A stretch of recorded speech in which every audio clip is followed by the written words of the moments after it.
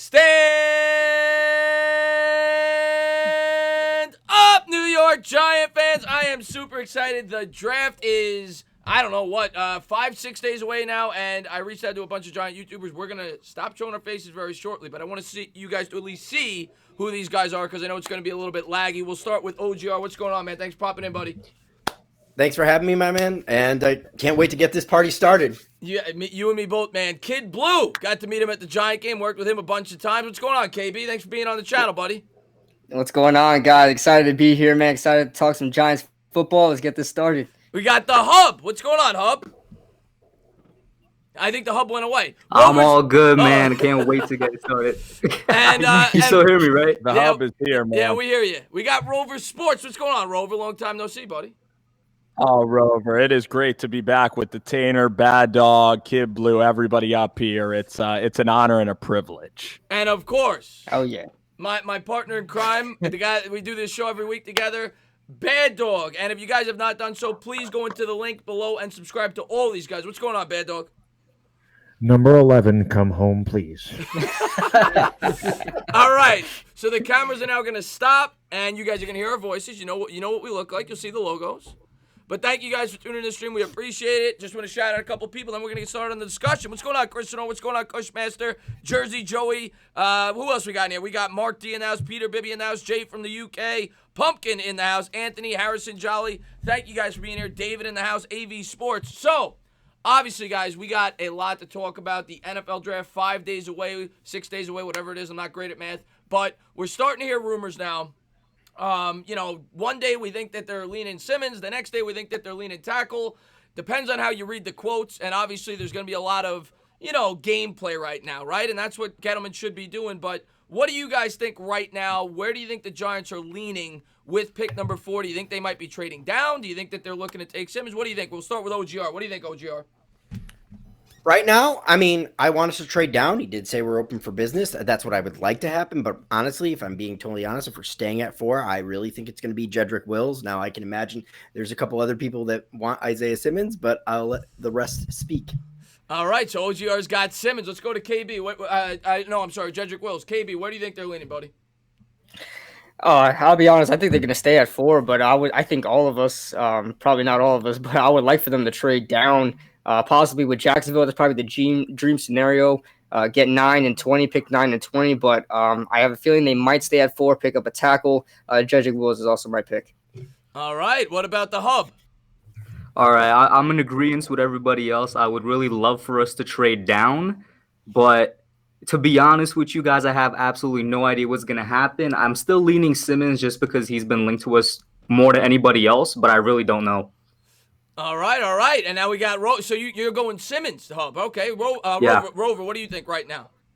I really think that the Giants could just stay at 4 because each and every year, Dave Gettleman, he teases the idea of trading down, and I see Jedrick Wills as the guy. I think he's the best offensive lineman in this draft, the best tackle, and Tristan Wirfs is pretty inconsistent. Although Tristan's a great kid, he still is very inconsistent on tape. So I want the Giants to get Jedrick Wills, but if we trade up to 9, we still get a really good tackle. And maybe if we trade with the Jags, we can get like a Kenneth Murray or a Kayvon Chase on later. So that would also be a pretty great move if we could do that. Great stuff. And let's go over to the Bad Doggy Dizzle. I know you've had the tackle, I think, in a couple of your mocks. What are you thinking right now?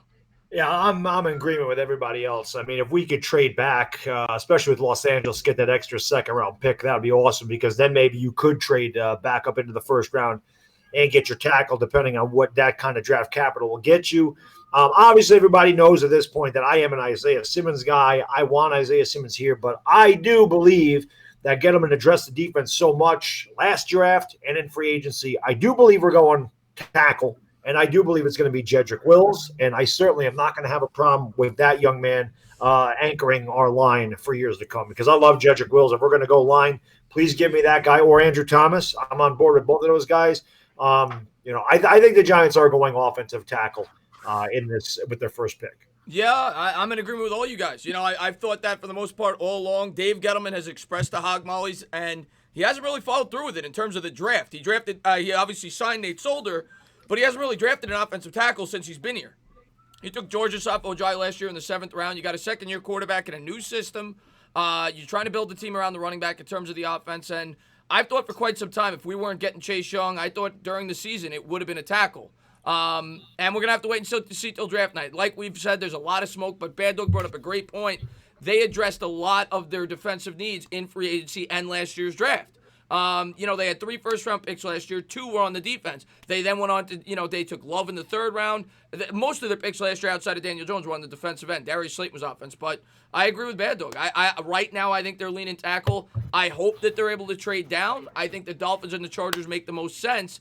And let's get into that in a second in terms of the trade down scenarios, where you'd like to see them trade, what you think they could get. I just want to shout out a couple people for the super chats. Thank you so much. L.A. Lou with the $2 donation. He says, Mekhi Becton's drug test has been flagged.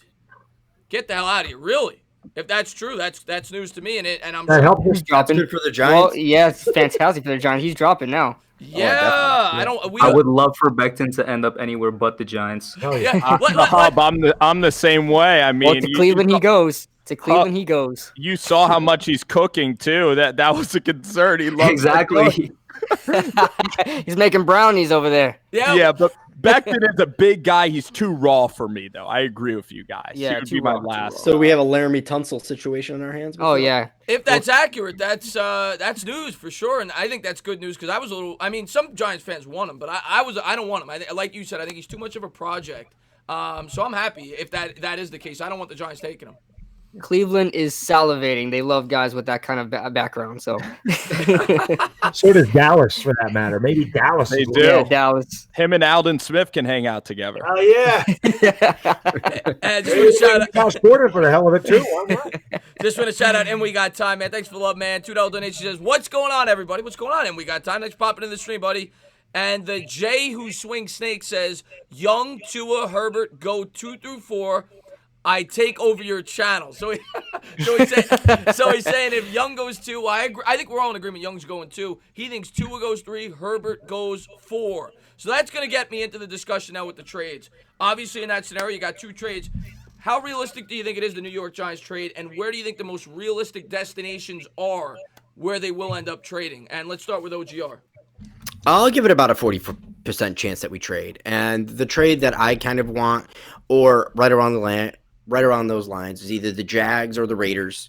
And we talked a little bit about it before the going live. I mean, who wouldn't love to get somebody like what's a tackle out of Georgia? I'm drawing a blank here. Andrew Thomas, and then go and get somebody like Bad Dog's favorite, Kenneth Murray. So that's where I see it going. But obviously, Kid Blue may have a different take. Yeah, let's get the KB.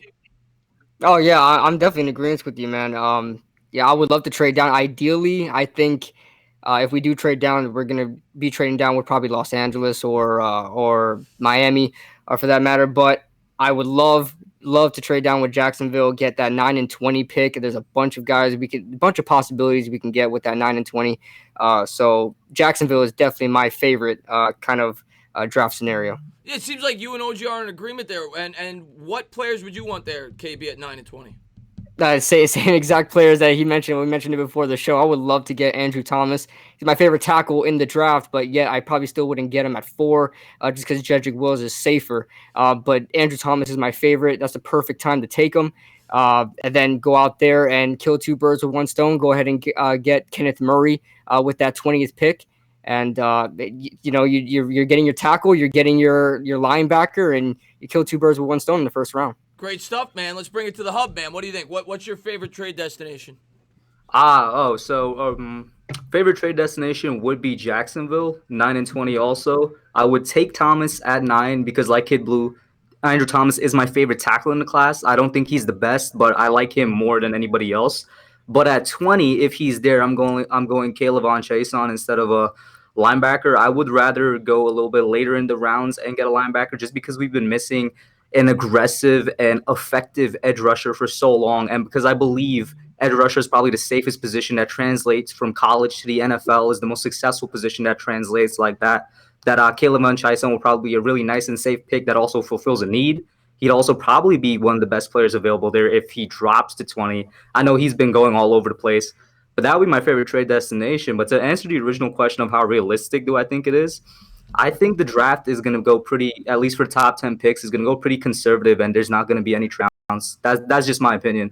Yeah, and it was interesting. I was listening to the Giants podcast today. They were talking about how it's going to be kind of a challenge for teams to trade down, obviously with the format now. So that'll be interesting to see how that plays out as well. I'm with you guys. In an ideal world, I think Jacksonville for me is the ideal situation. I'm going to get Rover and Bad Dog's thoughts on this as well. I think the Chargers in Miami are more realistic, but I agree that the Jaguars would be my favorite, and I agree with the hub. I prefer Caleb Von Chase on at 20 if he was there as opposed to Kenneth Murray. Spencer, what's going on, man? Let me get your thoughts on this. Yeah, I can't really see Jacksonville trading up in the draft. I think that they're a team that really needs to start building for the future because there's a chance that Marone is gone next year. They're not sure about Gardner Minshew. They hired our own Ben McAdoo there. So I think that the Giants need to look at the Oakland Raiders. And if the Oakland Raiders like Justin Herbert, we really could get maybe 12 and 20.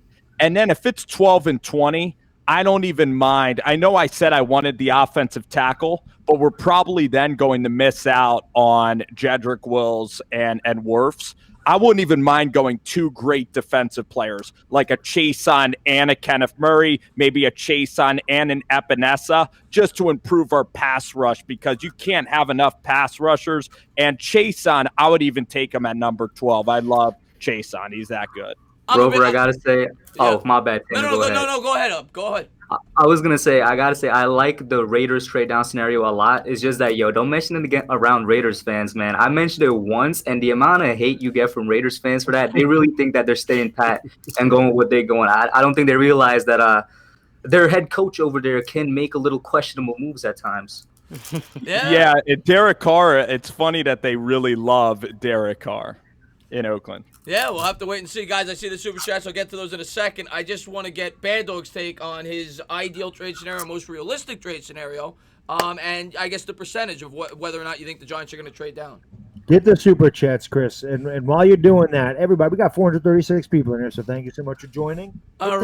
We got 112 thumbs ups, guys. Come on, that should be 200. Chris, get the super chats and I'll give you my...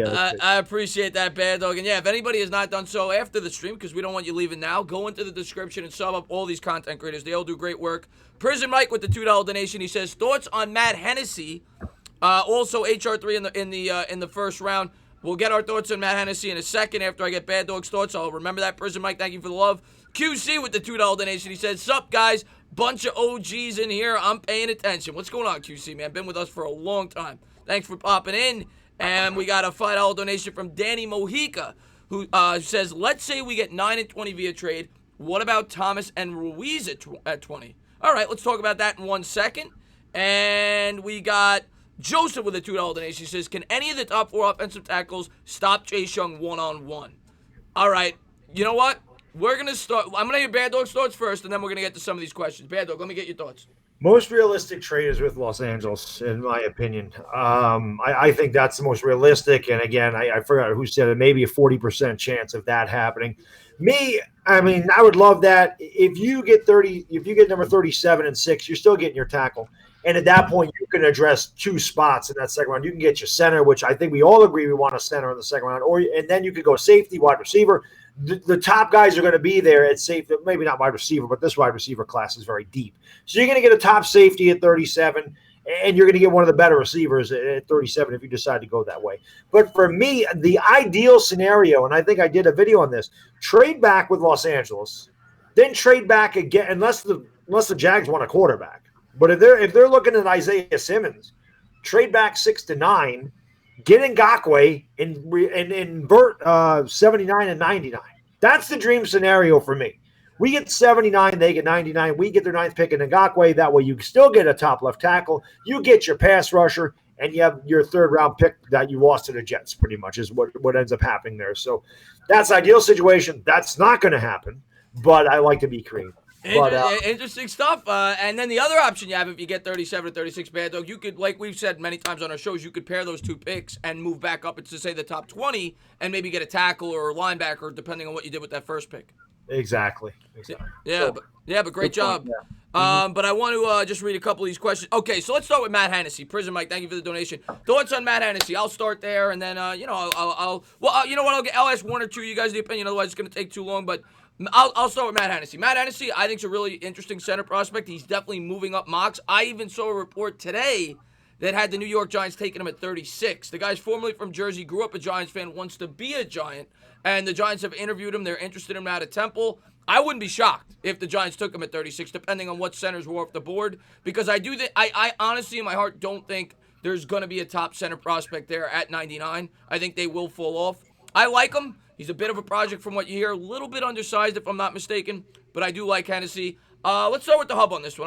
I'll go with the hub on this question. What do you think of Hennessy?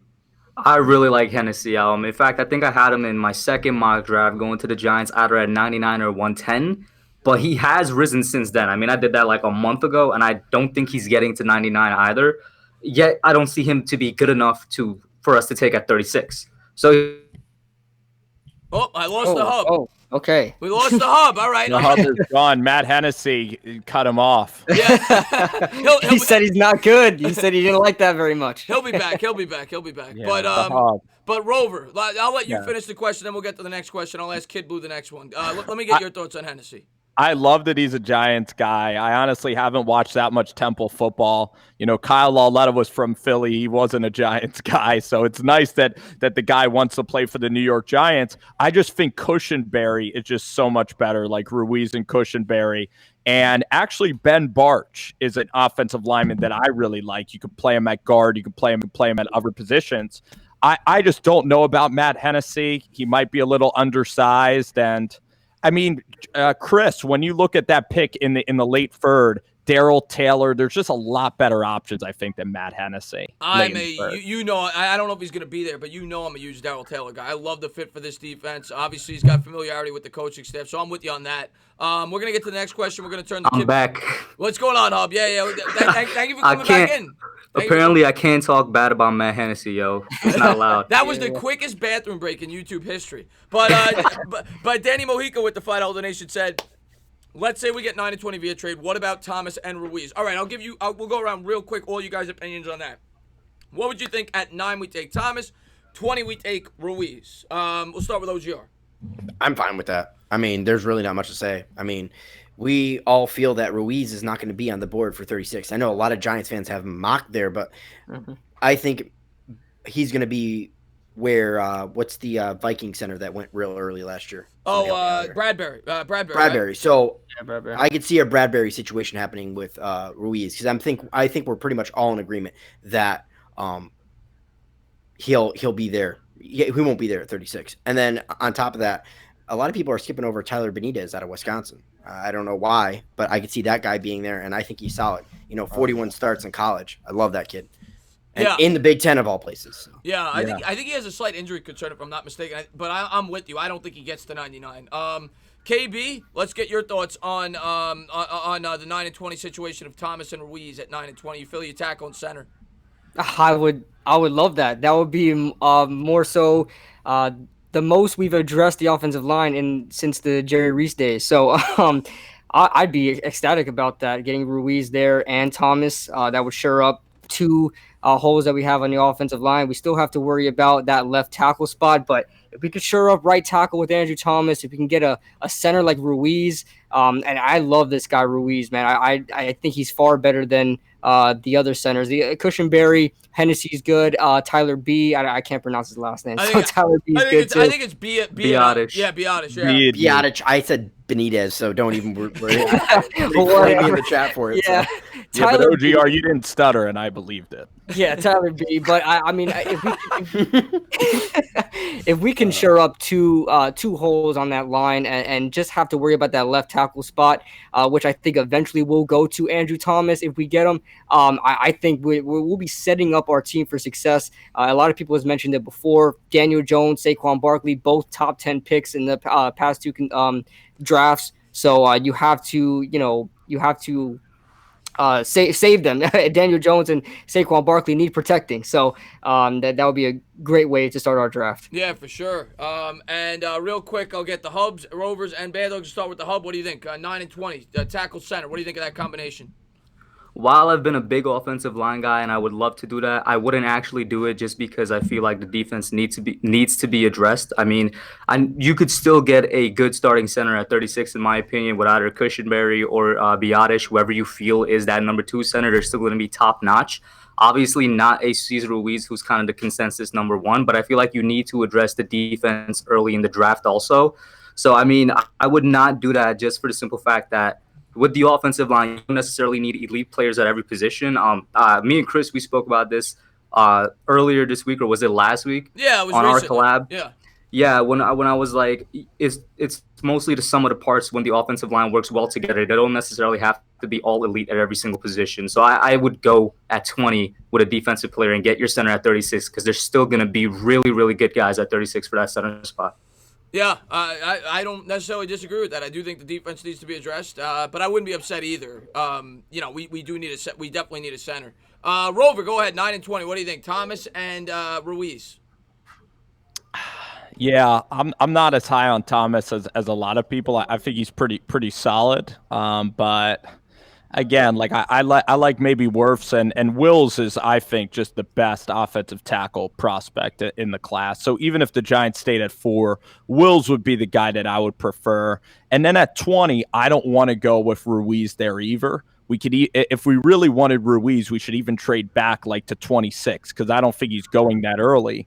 And then at 20, I really like Zach Bowen out of Wisconsin. I love the kid. I know that he had a failed drug test, which could actually help him last longer in the draft. This kid is very cerebral. He gets to the quarterback. He's played well as a senior. So I want a pass rusher. I want Chason, Zach Bowen, or Epinesa at number 20 because our D line, the interior, is so lethal with Tomlinson, Dexter Lawrence, even Leonard Williams, that you need someone off the edge to help out X-Man and Carter. So that's what I would want, an edge rusher at 20. I love it. I don't necessarily disagree with that because you could still get a center at 36. I actually agree with the Hub and Rover Sports, and I'm a huge offensive line guy. And Bad Dog, real quick, what's your thoughts on that situation?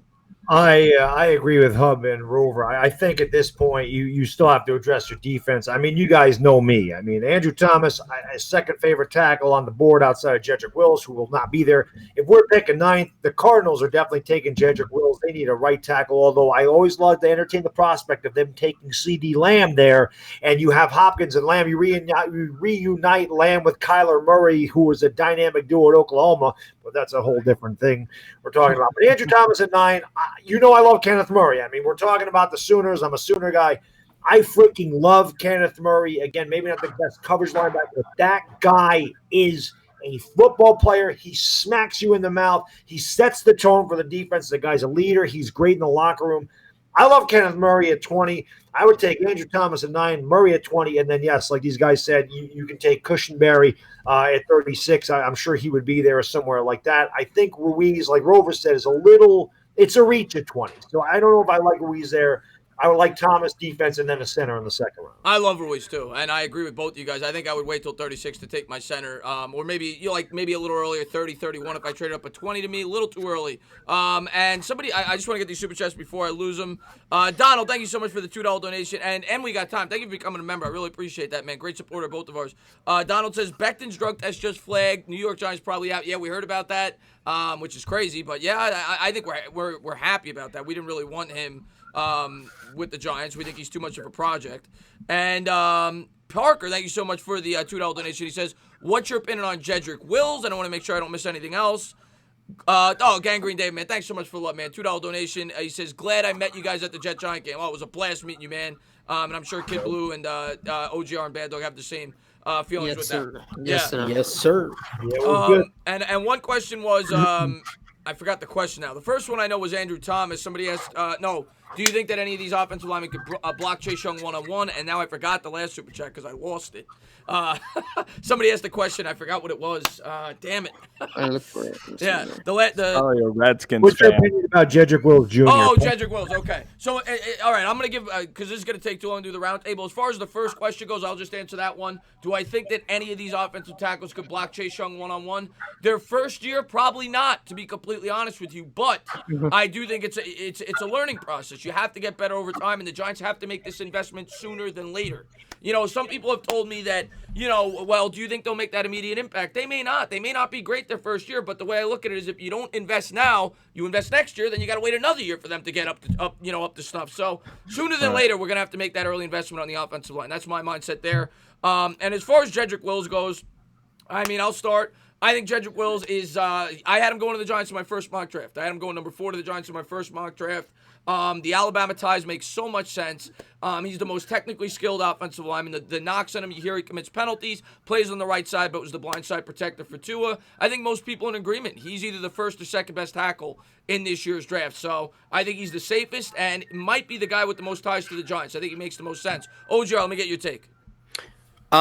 I'm in total agreement. I really don't think there's much more you can add on Jedrick Wills. I mean, you've basically spelled out the book. I mean, we've had a long enough time now to discuss all these tackles, and I agree. He's either the first or second best tackle in this year's draft. And I just want to make a quick point on AJ Espinoza. A lot of you guys bring that up. I've seen the chat done it and Rover done it, but I don't view AJ Espinoza as being a 3-4 outside linebacker. I think he's too big. I view him as for a 4-3 tech kind of guy. Yeah, same with Gross Matos. He's a little too big. Yeah. So you really, besides Chase on, there's not a ton of really great edge rushers that you're going to take first in the round. It's basically Chase on or bust, in my opinion. But OGR, I think that Patrick Graham is. I don't know if we're really strictly 3-4. We're going to be changing so much. We are going to be changing. And a guy like Epinesa could still defeat. The one thing I'll say to that though, Spencer, a very interesting statistic. Last year, and I didn't know this. Last year, the Giants under Betcher only lined up in the 3-4 16% of the time. I was shocked. Under Patrick Graham with the Miami Dolphins, they lined up double in the 3-4. It was 33%. So and also in addition to that, we're at base. We have a roster that's kind of built around the 3-4. Most of our roster is that would be my argument to that too. Yeah, just my opinion. I kind of agree with OGR. I don't know if Epinesa is the best fit for the Giants. Although at 36, you're getting pretty good value. And you know what? I want to get to some of these super chats, so I'll have KB answer the next question. Light it up. Thank you so much for the $2 donation. I really appreciate it. Thank you for being a great subscriber. And we got time with the $5 donation. He says, closer we get to the draft, the more I'm feeling we're not getting Claypool, but I can definitely hope for Colin Johnson in the 4th. Right, Bad Dog? All right, let's go with Bad Dog there. Bad Dog. So he says he doesn't think we're getting Claypool. I tend to agree with him. I don't think he gets to 99. He thinks Colin Johnson in the 4th. I personally think that's a little early for him. You're a Colin Johnson guy, though. Let me get your take on Colin Johnson. I think 4th round is a little early for Colin Johnson. I do think he'll be there at 150, no doubt about that. But the thing about Colin Johnson, he's a little slow. He has a hard time, changing direction, and he's been injured. So I worry. I love his size. I love him at Texas, but I've said this to Philly 500 and a lot of Eagle fans love Denzel Mims. I say, you got to understand the Big 12 does not play defense. There's weak corners in the Big 12. I'm skeptical of wide receivers coming out of the Big 12 unless you're CeeDee Lamb, whose skill set is out of this world. I'm concerned about Colin Johnson's speed and his injury prone or whatever. I can worry about his injury history. But I do love his size. I just think the 4th round is I think you're reaching for him there. I think there's a lot of other guys like Gabriel Davis could be there 110 for us. Even John Hightower, who I still think that's early for him. But if we're going, wide receiver 4th round, Gabriel Davis is my guy in the 4th round. I think Colin Johnson is a 5th or a late 5th round guy there. Yeah, I tend to agree with you. I think he's more of a 6th round. Let me get the Hub's take on that real quick, and then we'll jump to the next question. Not so much in terms of Colin Johnson, but in the 4th round, because I tend to agree with Bad Dog there. I think he's more of a 5th or 6th round prospect. In the 4th round, if you're going wide receiver up, give me 2 or 3 wide receivers you got your eyes on. In the 4th round, yeah, obviously Gandy Golden is there. You guys know I think I like Isaiah Hodgins a lot. I've seen him rising up. I know he's been mocked in the 5th a lot, but in the 4th, I think he could go there. And one other person is who I'm not sure a lot of people might have heard of, Benjamin Victor out of Ohio State. Yeah. Really nice, tall, long wide receiver. I do have concerns about him needing to build up muscle a bit more. He looks a bit frail from time to time, but those are like 3 wide receivers I could see going from the 4th, 5th round range. Yeah. Hey, Hub, what do you think about Tyler Johnson? I like Tyler Johnson out of Minnesota. I mean, he dominated at Minnesota, and he's one of my favorite receivers in the 4th or 5th round. Yeah, I'm with you on Tyler Johnson. I don't know if Tyler Johnson gets to the fourth, but he does seem to be a guy that's being a little bit undervalued. I don't really necessarily know why. I know he's only 6'2". Maybe the Giants are looking for 6'3", 6'4". And I'm with you on Hodgins, Hub. I've mentioned Hodgins in almost all my mocks. I love him in the fifth. Fourth might be a little early, but if he's there in the fifth, I'm a big fan at 6'4". Absolutely. And I just want to get through a couple more of these. Argenis with the and we'll have OGR answer this one. Argenis with the $10 donation says, "Stand up for the fellas. Do you guys think it's possible to trade back with the Raiders or the Jags and grab a first in 2020 and a first in 2021?" Okay, so all right. So before OGR answers, the way I'm breaking this down is they wouldn't get 2 picks in this year's draft. He's basically asking you, OGR, do you think the Giants could trade down from 4 to 9, and instead of getting the 20th overall pick in this year's draft, they get a future first next year, and the same for the Raiders? What do you think of that proposition? I think it's possible, but I mean, as a Giant, I mean, being as Giants GM, I think I'd want the value this year because I think we all agree the Raiders would be a better team. So they would probably be picking lower. So the value would be this year. So if the Raiders offered me that, I'd be like, hell no, it's got to be this year. So for me, I'd want the picks this year. I do not agree getting another pick in a later round or next year's draft because I think the Raiders will be a much improved team. I agree with you. Just my personal opinion. I agree with you. I'd rather have the picks this year. I want to improve this team as quickly as we can and get younger as quickly as we can. You got to help your young quarterback, and you got to get an influx of young talent. I'd rather have 9 and 20, but you know, who knows? Maybe maybe they're not willing to give 9 and 20, and then at that case, maybe you do take the future first round pick. It's a good point, Argenis. I haven't thought about that, to be completely honest with you. And thank you so much for the $10 donation. I really appreciate that. Roldy's in the chat, man. Thank you for popping in the stream. And he says, "Chris, you and the Bad Dog always doing good stuff for us as fans. Love this. First time listening to the Hub, Rover, and OGR. Much love. They're all great, Roldy. And please, anybody that has not done so, I always try to, work with anybody in the Giants community. They're all great content creators. They all do a great job. Go into the description after and subscribe to all of them. But yeah, Roldy, man, thank you for the love, man. I appreciate that. Let's see what we got here. Danny Thomas with the $5 donation. All right, who's up? Who's going to be the guy that answers this question? Who's up? My vote's KB. All right, KB's up next. Okay, Danny Thomas with the $5 donation. He says, "What do you think of drafting Patrick Queen from LSU in the second round? He's an inside linebacker that could cover tight ends and running backs. What's your thoughts on Queen as a prospect?" I wouldn't mind that at all. But we have to see what we're gonna do prior to that. If we trade down, we trade down with the Jags, or if we stay at 4. I think it all depends on the situation, but and it all depends on who's there on the board as well. But Patrick Queen is a guy that's definitely possible. I definitely think he's right around that range with Kenneth Murray. And it's kind of, you could flip or flop. You could really debate who's better, Kenneth Murray or Patrick Queen. So I wouldn't mind grabbing up Patrick Queen in a second. Yeah, I'm completely with you. I personally don't think Patrick Queen will be there in the second. I think I got him pegged to the Ravens. I agree. Yeah, I got him pegged to the Ravens at 28. They desperately need a linebacker. Yeah. But if he's there in the second, I think you jump on him. I'm with you, depending on what we do in the first round. Yeah, Queen is a little undersized, though. Yeah. But so is Murray. Queen's undersized. I like Kenneth Murray, and his story is unbelievable. He's just such a great kid. Should I ask Bad Dog what he thinks Patrick Queen or Kenneth? Let me ask him. I'm curious to get Bad Dog. Let me get Bad Dog. We already know what he's going to say, though. We got to get the dogs up. The dog is always last on this list, too, so we got to get him in. Yeah, we got to get his opinion. Let's get your take, Bad Dog. On Kenneth Murray against Patrick Queen? Yeah. Is there a take on that? I mean, come on, baby. Sooners run through his blood. Knock someone in the mouth, man. Let's go. Give me Kenneth Murray all day. Oh, damn, look at the super chat that just came in. 150% effort player on every play. I mean, that's the type of guy you want to play with. That guy. There's just something. I love the way he tackles, man. When he tackles, you feel him tackling. Like I said, he sets the tone for that defense. Patrick Queen's a nice player. There's nothing wrong with him, but you got to give me Kenneth Murray, baby. There's never been since I've been watching the Sooners, there's never been a defensive player on that team that gets me fired up. That game against Baylor, you go back and watch that Big 12 championship game, and you just watch Kenneth Murray take that whole thing over in the biggest game of their season outside of the LSU game, which we got killed, but LSU killed everybody. But, I mean, he took over that game, and he's amazing. I love Kenneth Murray. I mean, you didn't need to ask me that. You know the answer. I know. I just wanted to get a Bad Dog reaction. I had to get the passion. Johnny Morawski with the $5 donation. He says, "Could you imagine Barkley running behind a good offensive line, Derek Tuska Derek Tuska, I am definitely a fan of. And thanks to the entertainer. Stay safe, everyone. Giants pride. No, thank you, Johnny, man. Great supporter. You know, he's on Bad Dog and Mine streams all the time. Hope you're doing well in Vegas, man. And listen, man, I think all of us, if you've done your I've talked to Rover about Tuska. Rover, give me your thoughts on Tuska. Yeah, well, you sold me on him. You're like the salesman of Tuska. You know, you're going up to North Dakota. You're out there on the sleds with Tuska. You're hiking up to the bison land of Bismarck, North Dakota, and I love him. You know, I love a guy from North Dakota, you know, making it big, and he's exactly the type of gritty player that would be great in the later rounds. And Tuska, I mean, just the name alone just has me sold. So he sounded like a football player coming out of the womb with a name like that. Yeah.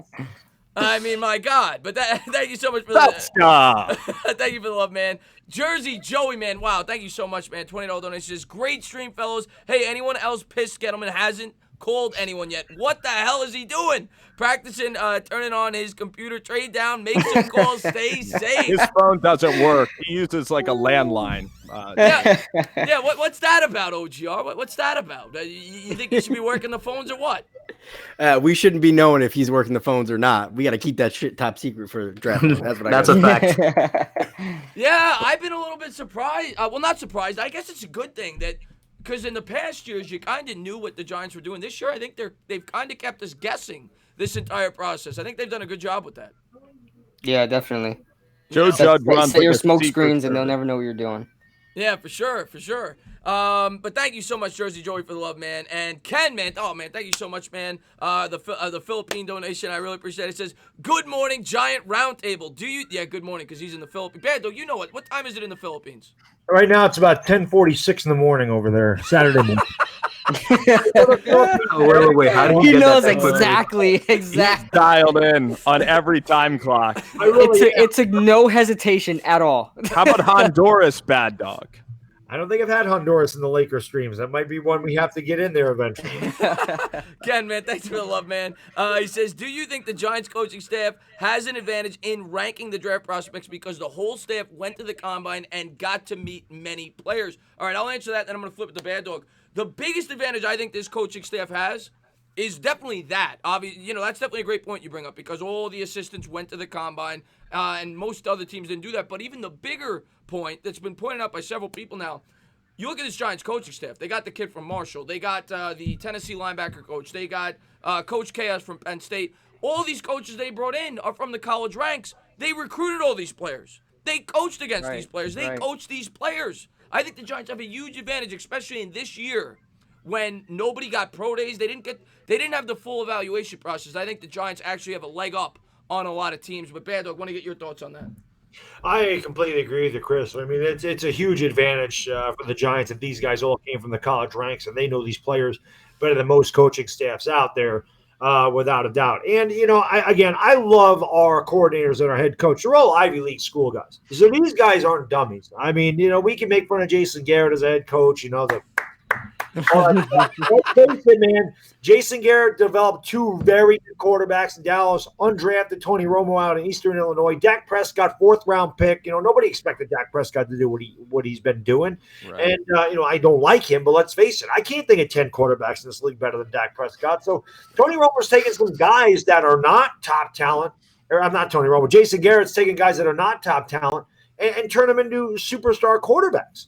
I think that what we have here with this coaching staff, the no-nonsense philosophy, the Joe Judge telling me, don't tell me what these guys can't do, tell me what they can do. Says he's going to use all of his schemes and their strengths. I think Patrick Graham does a really good job with the defense. I think you're going to see the coaching staff this year get the most out of their players' talent, which is what Belichick does, why they're so successful, which is what Saban does, why they're so successful in Alabama, and Joe Judge coached under both of those guys. I love our coaching staff, and I think that is a huge advantage, and it's something that is completely overlooked in the NFL, especially in the playoffs, man. The playoffs are where your head coaches win games. You think that the Patriots have been the most talented team every single time they go to the Super Bowl? No. But they get there and they win. Why? Because of Bill Belichick.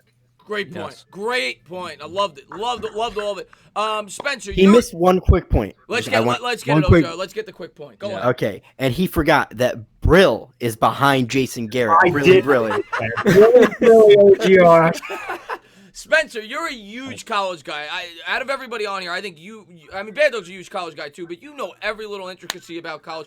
What do you think about these guys from the college ranks and how it's going to influence the Giants draft picks in terms of the prospects they may be drafting?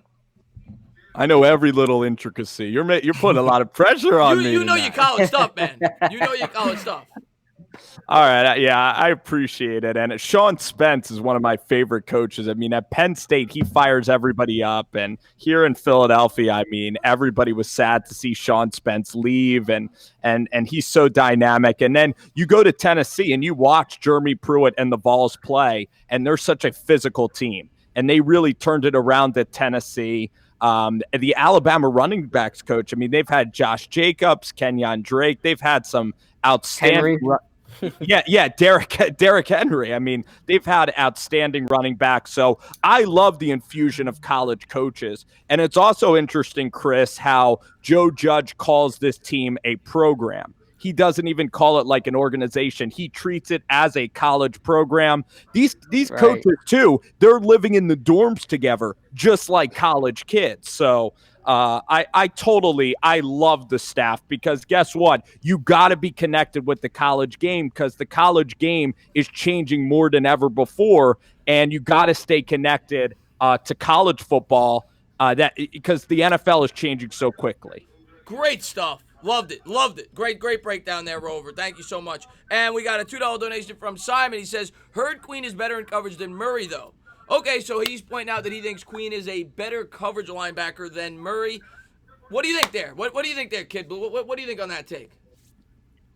Well, definitely. Like I said, you break down the film and you could kind of between Kenneth Murray and Patrick Queen, it's very hard to distinguish who is clear-cut the better inside linebacker. So one could say one is better in coverage and the other say the other is best in coverage. But as far as my review, I haven't really gone too deep into both those prospects to really distinguish who is better in coverage, but I know they can get it done. So, I mean, it doesn't matter. It doesn't matter to me. Yeah. I've heard that Queen's. I mean, I'm trying to remember his 40. I mean, I merged pretty quick. They're both quick. They both tore their hamstrings when they run the 40. So you know they were hauling it. Yeah. I mean, I know a lot of people have said that Murray's not the best in coverage, but we'll see. They say he's over aggressive, but I'll take an over aggressive defender. Yes, definitely. Yeah, Murray is definitely a better overall linebacker, but Queen is a better in coverage. I will say that.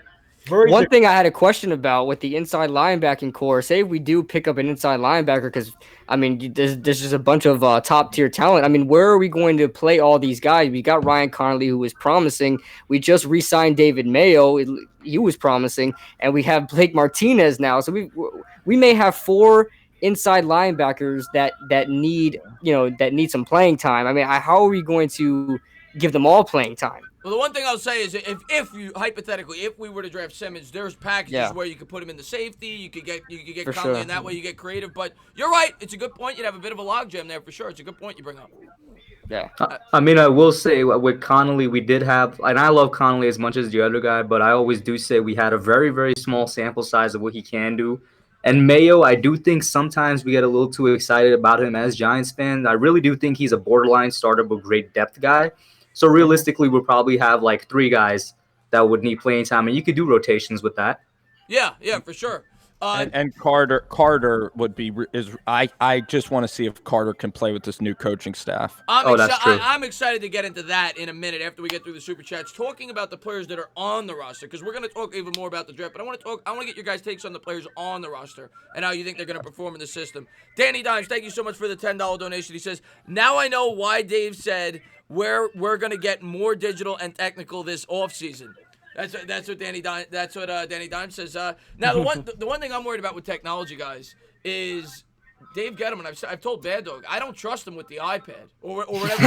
Yeah, he looks confused. That picture. Thank God he has that big binder. Lost. He just looked lost. Yeah, but I love the moisturizing cream for eczema though. The guy with eczema. Oh sure, bro. It's definitely. He's got to stay moist, man. Yeah. These dry spring times, man. You know. Exactly. In perfect position, man. Richie Rich, man, thank you so much for the love, man. $20 donation says, you guys touched on this, but it looks like this draft isn't going to get a lot of movement. Too much stress on getting this draft done via online. It's going to be difficult to move unless it's worked out pre-draft. And Dave Gettleman touched on that today, guys. I agree. We'll start there with you, OGR. Dave Gettleman touched on this today, and he basically said he wants a trade done beforehand. You know, he wants to know going into the draft because of the complications due to the draft. He wants a trade done before the draft starts. Do you think because of that it's going to affect whether or not the New York Giants are able to orchestrate a trade? I mean, it's the whole logistics of the thing. Yeah, you would love to get a trade worked out, but it seems like a lot of people are expecting, oh, the Giants are officially going to trade back to 6, or they're going to get, the Raiders pick at 12 and 19. You're not going to hear that till draft night. So yeah, they might have a trade worked out right now for all we know, and they're just going to execute it when the Giants are on the clock. But we won't know until then. It's a lot of people seem to think that we don't hear any movement. Well, it's because you're not going to till draft night. Yeah, because you got to be worried about the Lions. You don't, if you're a team looking to trade up, who knows if the Lions are going to trade down or not. Now, the Giants may have an agreement. Verbal agreement. Yeah, if this quarterback is here, we're willing to make this move. But I don't think you're going to see any trade made until draft. I want to add a quick point, and I heard another YouTuber say it the other day. But could the Giants do something where they're in agreement and maybe they take a Tua Tagovailoa, like similar to what we did with Rivers and Eli, and take that quarterback and make that other team, try and come up and go get him, and swap picks. That's certainly a possibility. Now, it's less likely than the propositions we've covered, but that's certainly a possibility. That's interesting. And people have brought that up to me before. Bear, what do you think what do you think about that idea? Let's say the Giants feel like they're going to want Tua. Could you see the Giants doing that and then holding him for ransom? Do you think that would be a smart idea? I'd worry about that. I just, because then I don't know, man. What leverage do you have? The Giants aren't going to carry Daniel Jones and Tua. So I think the team that's trading with them is saying, okay, well, we're going to make them come to us because we're going to say to hell with it. Let them try to figure out what they want to do with those two quarterbacks. At that point, we would have wasted our first-round pick unless somebody actually jumps up to get it. I'm more concerned about they say, okay, the hell with it, especially if it's somebody like Los Angeles or somebody like, well, we'll just take Herbert. We'll just take Love. We'll just take Easton, whatever it is. Maybe they're not as good as Tua. But at the same time, the Giants, I don't think, have a lot of leverage in that situation because we don't need him. And I think teams know that we don't need him at that point. So I don't know. It's risky. It definitely could work. I just think it's too risky. I think we have got to take the player we want because we are not good and we cannot afford to screw this up, man. We have got to nail this pick. Yeah, I'm in complete agreement with you. I think it's way too risky to be doing that. Make sure you get your tackle. Make sure you get Simmons, whoever it may be. Don't mess around there. Look to trade down, but I wouldn't grab a quarterback. I agree with Bad Dog on that one. What's going on? Ravon from Virginia's in the chat, man. Thanks for popping in, buddy. Oh my God, Ravon. There's another Giants YouTuber. If you guys haven't done so, go check him out as well. Thanks for popping in, buddy. L.A. Garola with the $5 donation. He says, what is the honest and optimistic expectation for the Giants record this year? All right, we're going to go round table here. We're going to go round. That's a nice We'll one. start with OGR because he's next to me. Now, this is hard to answer because we don't know the draft yet. But let's base it off of the Giants have what we think is a pretty good draft. OGR, what's a realistic expectation based on the schedule for the Giants record this year? I've said it all along. Realistic expectations probably between 6-10, 7-9, and 8-8. One of those three records. In a small improvement. A lot of Giants fans say, "Oh, we're in the third year of a rebuild." No, we're not. We're in the second. You don't take your quarterback in the second or third year of your rebuild. You don't. You take it in the first year if you're rebuilding. And again, that I really do think that's going to be the record, and that would be a small improvement upon. There's a lot of Giants fans, you want us to take the defensive player. They think the only thing that you really need is defense, and if the offense stays the same, we'll be much improved. We could be a playoff team. No, I don't believe it. And this is just my honest opinion. I'm not here to be a rah-rah fan. I'm here to give you my honest opinion. So. I agree with you. I've said 6 or 7 wins unless a lot of things break our way. Kid Blue, go ahead. What do you think? What's a realistic record expectation? I'm definitely in agreement. 6 or 7 wins. I talked about this with Kush or the Hub on we did a podcast together. We talked about the realistic kind of goals for this new regime. We also have to take into account with this whole pandemic that's going on because a lot of things are going to change. You're going to be facing a lot of adversity. It's a new coaching staff. Everybody's new to each other. So there's going to be a lot of uphill climbing to do with this team. So I mean, we're gonna have to give him a little mulligan there. So 6 or 7 wins is definitely, I would say, a realistic goal. I don't think we should reach for anything over because of that. Because honestly, they're talking about shortening seasons. They're talking about shortening, mini camps and training camps and stuff like that. So, or preseason games. So that's going to be a huge adjustment for a whole new coaching staff to go through. So yeah, 6 or 7 wins is definitely realistic. Yeah, I agree. I disagree that we shouldn't shoot for more than that. Let's shoot for 16 wins. But, Yeah. But I agree with you that I think 6 or 7 wins is realistic. Hub, go ahead. Yeah, I agree with most of you guys on here. Well, all of you right now that have said 6 to 7 wins. As Kid Blue said when we discussed about the pandemic, if it does turn out that has a major impact, I'll lean more towards 6 wins. But 7 and 9, I think, is something very, very attainable. And my optimistic one would be 8 and 8. That's 7th seeded in the playoffs. Yeah, and 8 and 8 could probably get you in the playoffs now. I think Exactly. so. I'm not sure when it goes into effect, though. It does this year. Oh, it No, goes into effect this season. It's this year. Yeah. The playoff rule goes into effect this season, but the extra game goes into effect next season. Yeah. Okay. But okay. Spencer, go ahead. Give me your record for the Giants. Yeah, I've gotten so burned on this in the past because I said Eli Manning would be a playoff quarterback last year. My prediction lasted 2 games. You're on the hot seat, Rover. My prediction lasted 2 games. I'm with you now. I am low expectations. I'm with you guys. I'm 6 or 7 wins because this team needs to learn how to play close games. And even if the Giants go to Seattle and lose close, I'm not going to be panicking. I will be upset, but this team, I just want to see them play some close football games. I want Coach Judge to gain a lot of experience, and I'm being very patient with Joe Judge. And I just want to see us compete and be in a lot of games late this year. Gotta be patient with Judge. I think you gotta give him at least a 3-year leash. Bad Dog, give me your record prediction. 14-2. Oh wait, I thought I was an Eagles fan there for a second. Whoa. Hey, we need Bro, the an fastest. Eagles fan would say 16 the and 0. fastest receiver in this draft. I just want to get I'm about to lose a super chat. I just want to read it. Michael Sachs. Blue, the Eagles are trading up to 11, and they're giving away like next year's 3rd-round pick. And they're drafting KJ Hamlin in the 1st round. I just want to read the super chat because I just lost it. Michael Sachs, thank you so much. He said $2 donation. Queen not getting past my Saints. I completely agree. Let me just read these super chats and we'll get back to Bad Dog. I completely agree with you. Well, Queen might get to the Ravens, but the latest will be as the Ravens. And Pat, thank you so much for the donation. He says thoughts on Simmons wanting to be a pass rusher. We're gonna get to that in 1 second. And I'll read the other ones in a minute. Bad Dog, give me your record prediction. I agree with everybody on here. I think 6 wins is probably where we are. I mean, we have got an incredibly tough schedule. The NFC West is tough. I mean, you got the Niners. They were in the Super Bowl. The Seahawks are always tough. The Cardinals are my sleeper team. I think the Cardinals can make the playoffs this year. They just added DeAndre Hopkins. I think Kyler Murray takes a big step up. They're very tough. The Rams have fallen back a little bit, but still, they're not going to be easy. We have a hard time with the Cowboys and the Eagles every year. We got the AFC North, which means we're playing the Steelers. We're playing the Ravens. We're playing the Browns. We have a tough schedule. We're playing the Bucks with Tom Brady. I mean, we don't not have an easy schedule. I think 5 or 6 wins, I think that's where we're sitting. Obviously, you hope for better. We have a very, very young team. We started the most rookies of any team in the NFL last year. And we're probably going to start a lot more again this year with a whole new coaching staff.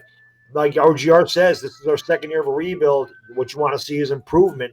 If we do go 8-8 or 9-7 and make the playoffs, awesome. But I don't think you can look for those standards. I don't think you can expect that from this year's team. I agree. We're all realistic Giant fans. We all speak from the mind. We don't speak from the heart. And I agree with you. I think that's the approach we should have. We should go incremental progress, man. Baby steps. It's not going to happen overnight. I completely agree. Hub, let me get your take on that real quick, and then I'll get to the next one. What's your thoughts on Isaiah Simmons as a pass rusher? Just a pass rusher. Just as a pass rusher, I would prefer him at middle linebacker. I think that's where he's going to translate the best to. That's not to say he doesn't have pass rush ability. Obviously, he does. We saw it in college. If you want to keep it simple, at his stats, I think he had like 8 sacks or something like that. But I would prefer him to be an inside linebacker than a pass rusher. Yeah. Agreed. Yeah, I agree with you. I think when you go back and look at a lot of his film, a lot of it is B gap blitzes, A gap. He's not like a guy that has pass rushing moves, right? He's not like a guy that you're going to put on the edge like J.J. Watt and he's going to be able to get after the quarterback. But he definitely has the athleticism to he's kind of like... He can be a situational pass rusher. I'll be fine with that. That's the way to put it. Yes, kind of like Troy Polamalu, but, bigger, but used in that capacity. If he wants to be a permanent pass rusher, I think he'd have to bulk up. He's too small. For sure. He needs more muscle. He's not going to have any other pass rush moves. He's a linebacker. So he's not going to have the plethora of pass rush moves. He'd be a speed guy, and I agree. Blitzing him would be great because of his speed. He should be able to get to the quarterback. I mean, he had 17 tackles for loss last year, so the guy can obviously get in the backfield. But as a strict pass rusher, no, I think he's much more valuable in the middle of the field. Yeah, I'm completely with you. Darnell, thank you so much for the $10 donation. He says, I got to show some love to you guys. You guys keep me going talking football. Shout to Kid Blue for that. There you go, Kid Blue. You just got a little shout out from Darnell. I appreciate it, Darnell. Yeah, he won my fantasy football league, and I just gave him his reward. Oh, that's awesome! Yeah, Darnell's a great supporter. Yeah, he's awesome, man. Awesome. Yeah. Yes. And L.A. Lou, man, thanks for the love, man. $5 donation says, if you have the inside linebacker depth, treat it like a hockey line change. Keep them fresh. Keep the pace ups. Well, yeah, it was the same way, guys. Obviously, remember when we had the great pass rush, we had so much depth there. And because of that, we were able to stay fresh. And he's saying do the same thing with the linebacker core. I like that super chat because it kind of points back to what Kid Blue was saying earlier. Like, what if we get stuck with 4 guys? Just rotate them, and you'll get production out of all of them if you keep them fresh. Absolutely, yeah. And Danny Thomas says Patrick Queen's 40 time was 4.5 seconds, pretty comparable to. I think Murray was 4.52, 4.53, so pretty comparable. Yep. Thanks for the love, Noah. I really do appreciate it. And we got time with a $3 donation. And I'm going to ask OGR this because I know he's a huge Winfield guy. $3 donation. He says, Winfield is great, but his height concerns me. What's your thoughts on that, OGR? I mean, there's, if you're going to be an undersized guy, you have to make up for it somehow. And Winfield, I think, as far as football IQ, being his dad was a former football player, certainly makes up for it. And he's got the speed, he's got the range to cover up, and I've seen him go up and get the ball even at 5'9". Could he get boxed out by a tight end? Sure, but a lot of corners can get boxed out by tight ends or even safeties. A lot of tight ends are 6'3", 6'4", 6'5". We're talking a bigger end of the spectrum at that point. So I expect Winfield to be a high IQ player. That's what you're paying him to do, and he'll be your day one free safety if we were to be drafted in the second round. I completely agree with OGR on that, by the way. Yeah, you're a Winfield guy too, Bad Dog? The more film I watch, the more he's become my favorite safety. The guy ran the 4.45. He had 7 interceptions. Obviously, he can go up and get the ball. His broad jump was 124 inches. The guy can jump out of the building. And like OGR said, sometimes you're going to get boxed out. Hell, Ronnie Harrison got boxed out by David Tyree. We all saw it, and we all loved it. So if you're Rodney, I love it. But Rodney Harrison, play the ball. Stop going for the big hit, and you would have made that play. I know, but I am with OGR. I love Antoine Winfield, and if we were taking a safety in the second round, it's him. Delpit fell a lot for me. I think Delpit's lazy. I think Antoine Winfield, because of his lack of height, plays harder. And again, he's got the pedigree because his father was a great player in the NFL. So I'm completely. What else is new? I agree with OGR. I actually want to get Rover's quick thought on Antoine Winfield because I know he loves the coach at Minnesota, and I forget his name. You're absolutely right, OGR. I love PJ Fleck. I love the row the boat mantra and being elite. And Antoine Winfield's been the best player at Minnesota for the past couple of seasons. He actually did get hurt last year, in the first game, but this year he was spectacular. And if you watch the Penn State game, if you watch the Auburn game when they won the bowl game, he covers sideline to sideline. And he's clutch. He made the game-winning interception at Fresno State. His IQ, you're not getting a better young man in the locker room. The guy is a leader. His dad played in the league, and he's also thick. He's 5'9", but he's not skinny. Yeah, he's 203 pounds. Yeah, he won't have trouble getting boxed out. The guy is so natural at just seeing the field. He has great instincts, so he's going to be a heck of a player. I actually think Winfield is a first-round guy. I don't think he's going to be there at 36. Agreed. Wow, really? Agreed. I think he's going first round, like someone Patriots or something, Kid Blue. I got a question for Kid Blue. He just changed his picture to Dave Gettleman. Yeah, I just What the hell is going on over there, KB? Oh, I'm just chilling, hanging out with Dave Gellman right now, man. I'm teaching him how to open up Microsoft Word. Can you tell us any secrets about the draft? Kid Blue, teach him how to turn on the computer first. The computer. Well, he does the computer folk. Okay, One thing I the computer folk. One thing I want to talk about, Antoine Winfield. We talk about smaller DBs out there. I mean, let's talk about Tyrann Mathieu, Budda Baker, Dante Savage last year, and Antoine Brooks this year. I mean, this is what safeties are kind of going to, and I don't mind the size whatsoever. I like that they're smaller and they're thicker because they're a lot faster. They're like javelin missiles, man. These smaller safeties, so I don't mind it whatsoever. I like Antoine Winfield. I don't think the height bothers me at all. All right, and he's the type of safety we would need. He's a center fielder, so exactly. Definitely a guy that could potentially be a second-round pick for the New York Giants. Danny Dimes with the $2 donation. He says, Danny Dimes says that he's thrown 40 touchdowns this year. Let me get your guys' takes on Daniel Jones. Not so much the statistics, what you think he'll do, but how do you think he's going to fit in this offense? How do you, in his second year, new offense? OGR, real quick, let's start with you. How do you think this offense suits Daniel Jones and the players on the roster?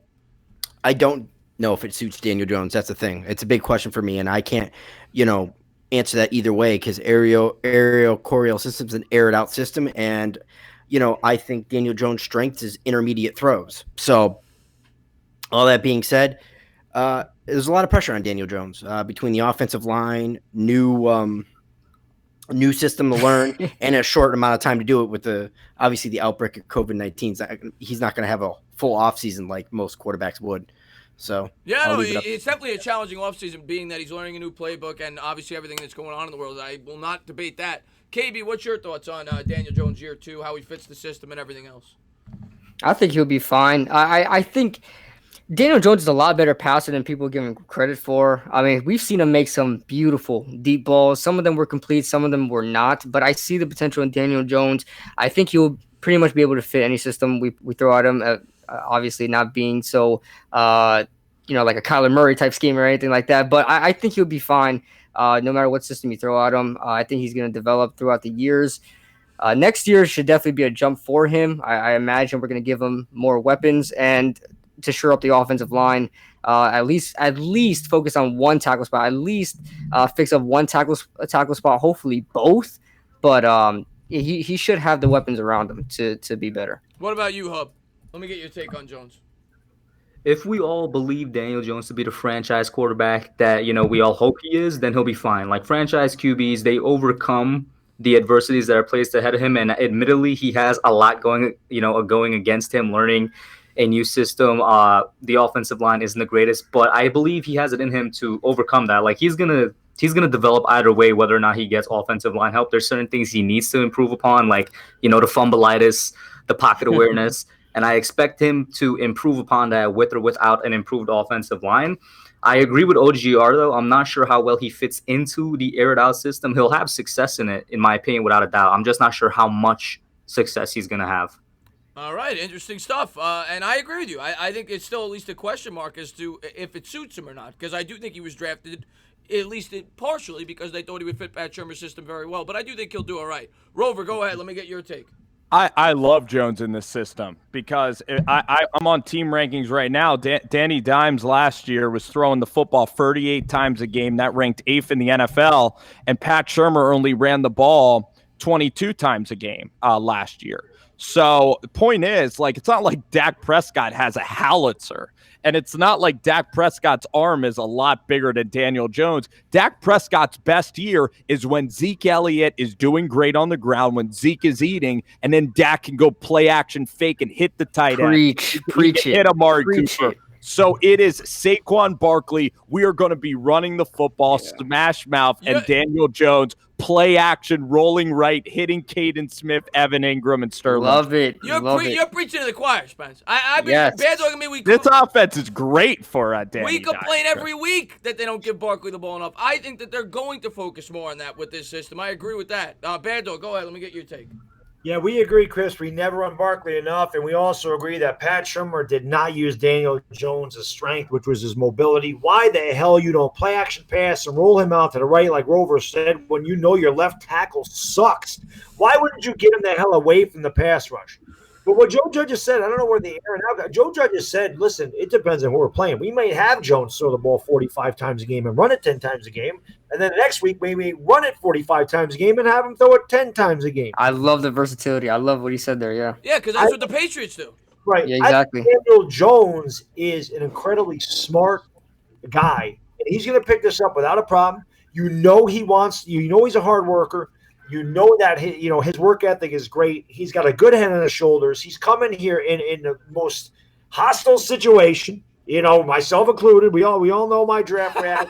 95% of Giants fans. I always love how Daniel Jones ended up being pretty good, and all Giants fans were, well, I was on board right away. I knew he Sure you did. Hey, Bad Dog, you have to boo this pick the same way because, like Porzingis, that's the way it gets done. It's true. But I think Daniel Jones has one of the most accurate deep balls in the league, but he doesn't need to throw deep. I mean, if like Rover just said, man, you play action pass, hit Caden Smith. We had great rapport with at the end of the year. Hit Evan Ingram. Hopefully he's healthy this year. And your slot guys, and it opens up the entire offense. Running the ball sets up everything for this offense. We got to hope Saquon Barkley is healthy this year. But I think Daniel Jones will adjust just fine. And I've mentioned time and time again, I love Jason Garrett there for his development. I think Garrett's going to help him a lot. And I think Daniel Jones is going to have a big year. And Jerry Shaplinski. I love Shaplinski. One of my favorite coaches on the staff. Absolutely love Jerry Shaplinski. That guy's He loves him some Shaplinski. I love the Shaplinsker. I think Shaplinski could be a great quarterback's coach for DJ. Yeah, but I just want to get a couple of these super chats before I lose them. Giant Steps with the $2 donation says, for you guys saying 6 wins, who do we beat? Well, we got 2 wins against the Redskins already, and then we got to find 4 more. The Bengals is one. We'll beat the Bengals. Yeah, maybe one beating the Eagles, please. Maybe. Please. Yeah, we could beat the Eagles. Maybe you beat Arizona, traveling 3,000 miles across the country. That's possible. Arizona might be a tough game next year, man. I think it will be, but we could. No, but they're coming here. They're coming here. You think we could split a Cowboy series maybe this year? Is that possible? Oh, absolutely. I would love to do that. Out of the Eagles, we got to beat. If we play the Eagles and Cowboys, we got to win at least 1 out of the 4. Yeah. This year. Yeah, exactly. We got to find a way to beat the Eagles at least once. When's the last time Big Ben actually played a whole season? So if the Pittsburgh Steelers lose Big Ben by week 2, which they're probably going to, that's another win right there. Yeah, Cleveland should be a win. I was just about to say that. If we don't beat Cleveland, that would be such a great game to just go in and destroy them. Whoa. Exactly. Because it's the revenge of Freddie. Spencer, you and me are lockstep with Odell Beckham, and I think most of us are, but I know you of all people would love to demolish Odell Beckham in that game. Oh, yes. Yes. What extra kicking nets by the sideline. Thank you so much, Heartstar Media with the $2 donation. He says, let's not forget we weren't healthy last year. 8 wins. He said that's true. That's fair to bring up. We had a lot of injuries. That's fair. Barkley was banged up, our most important player. Obviously Ingram, but we just said it earlier. Ingram will probably miss some time. But yeah, we definitely had a lot of injuries last year. Good way to look at it. Like it. L.A. Garola with the $5 donation. He says, with a good draft and second-year jump from Danny, I think he can be a Pro Bowler. I'll say 7 to 9 wins. I think at worst, we win 6. I love your optimism. Well, I don't even know if that's really optimism. You're saying at best 9, at worst 6. I think that's fair. I'd probably say at worst 5 or 4 because you can't predict injuries. But if the team stays healthy, I think 5 or 6 is probably a fair basement. And I think 9's probably a fair ceiling. I think that's about right. Guys, you'd agree with that? Man, what I would give for just to have a healthy season. When's the last time this team has had a healthy season? Exactly. When's the last time anybody's had a healthy season, really? I mean, that is true. There are but the some Giants teams in like the recent Titans. years, The Titans, I've noticed in a lot of years, they've been relatively healthy. Yeah, you're right. And I just want to get to, and we got time. Thank you so much with the $5 donations. Who do you expect? Who do you expect more from, Bradbury or Baker this year? With Baker being drafted so high, or Bradbury getting the payday? I'll start with Rover on that because I know you were a huge DeAndre Baker guy. Then we'll shift it over to Bad Dog, and then we'll get to the next question. Go ahead. Yeah. As much as like I'm hoping Baker turns it around, I think that the simple answer would be James Bradbury. We're paying him $15 million. He has had experience against Julio Jones. He's played some elite receivers, Mike Thomas, and this guy has proven in the league that he could hold up, especially in intermediate coverage. But DeAndre Baker, you got to put him man to man. He can't play off of receivers. He's got to jam them at the line of scrimmage. And I did like last year how DeAndre Baker was forced into the fire early and he responded. So it's a huge year for DeAndre Baker. Just like Leonard Williams, I think DeAndre Baker might be one of the most important players on the whole team. And if we stack him in press, DeAndre Baker's our first round pick. Dave Gettleman, the whole organization needs to see Baker play the entire year and play well. And they better make sure he's got a full supply of Red Bulls. Because he's falling asleep in meetings. That's not good. But Bando, go ahead. You need me to read that question again, or you remember it?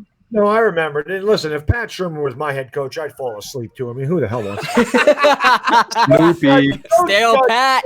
Pat is bringing an energy to this team, and you can tell. But I could not have said it better than Rover said it. I believe that James Bradbury is the experienced guy. He's played against Michael Thomas twice a year. He's played against Julio Jones twice a year. He definitely has the experience. He's a leader in that secondary. But much like Rover, and you guys have heard me bitch and moan about why he didn't play press coverage all year. That's what he did at Georgia when he was really good. Stop playing off the receiver. I think DeAndre Baker takes a big step forward, but I'm with Rover. He's a very, very important player on this team. And I think that he'll be a lot better this year. I think Bradbury has a better year, but I think DeAndre Baker goes up leaps and bounds this season. I'm in complete agreement with both of you. I think DeAndre Baker this year, I agree that Bradbury's going to have the better year. Bradbury's probably a top 15 corner in the league, and he's getting paid accordingly. But I agree with you that I think DeAndre Baker is my pick this year to be the most improved player in that defense. And if he's not, and he's sleeping in meetings, he won't be a Giant much longer. But I do think I do have high hopes for him this year. Peter Biscardi with the $2 donation says, don't know if it was said, but Becton failed a drug test.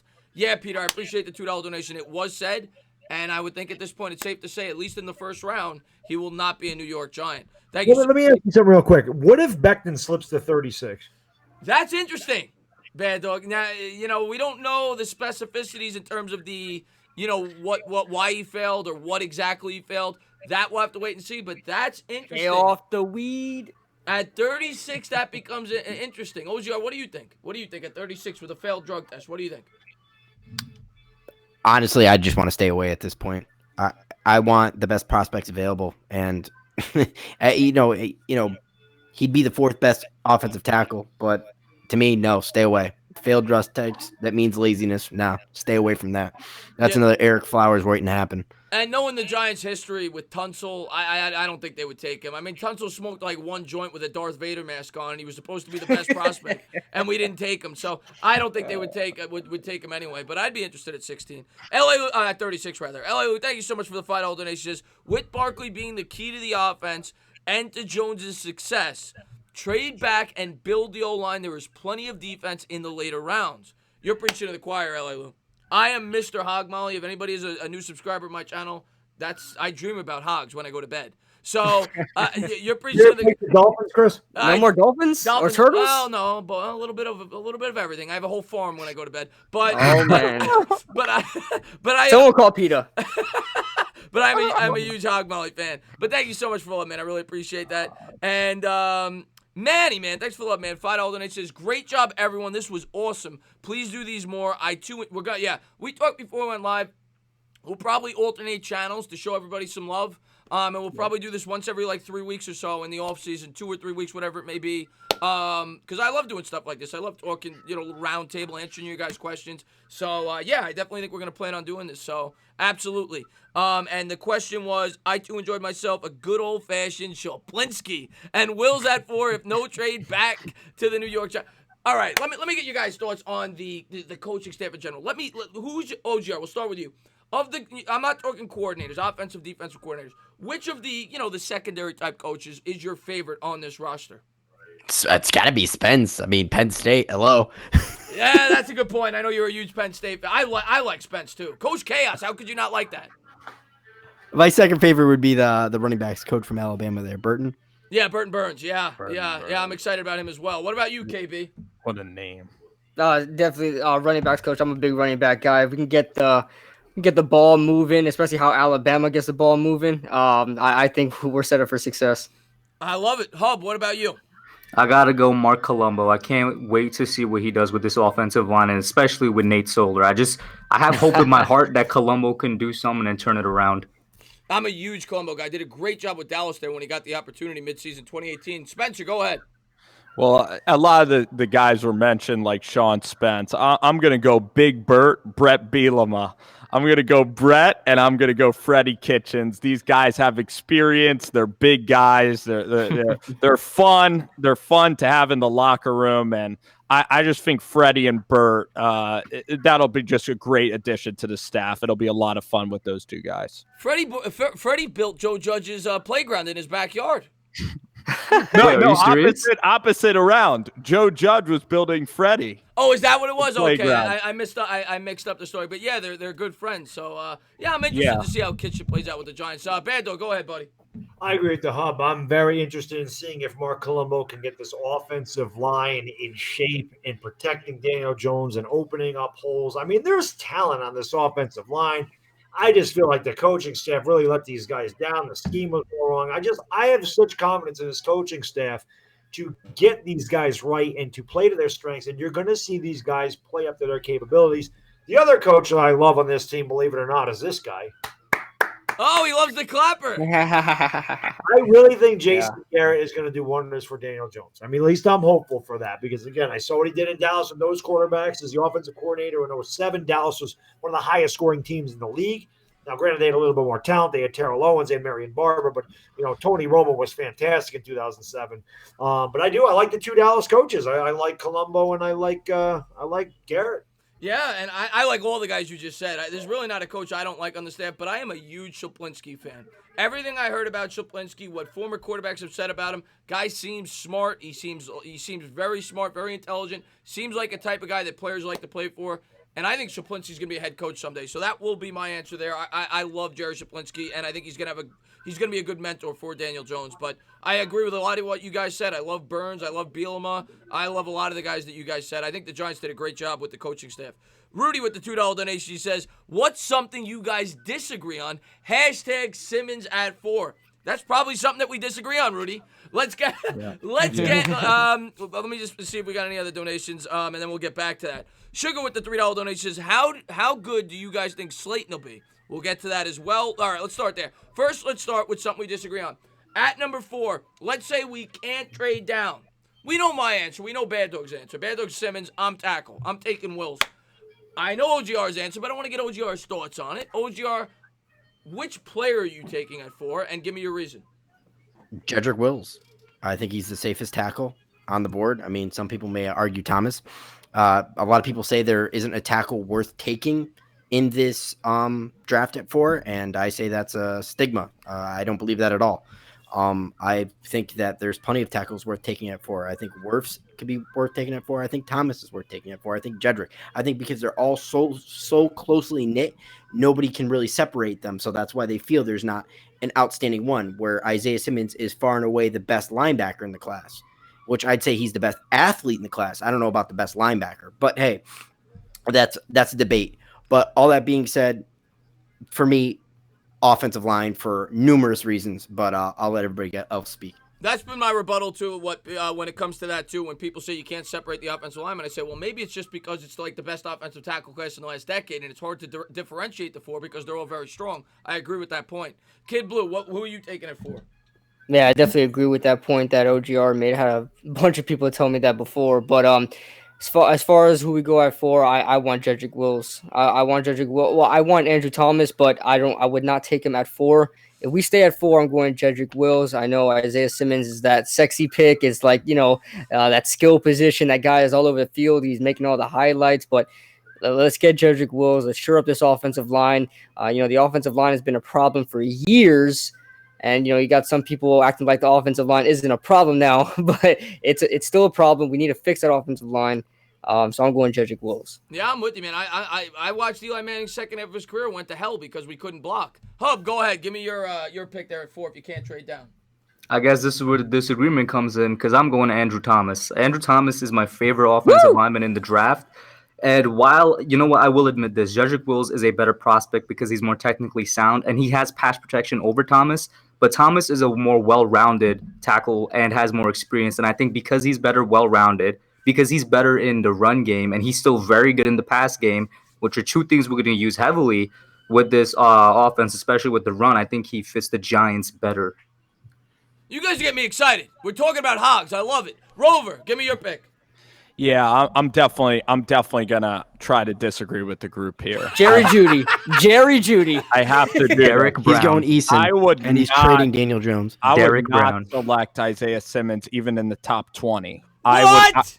I have Kayvon Chason and Murray over Isaiah Simmons.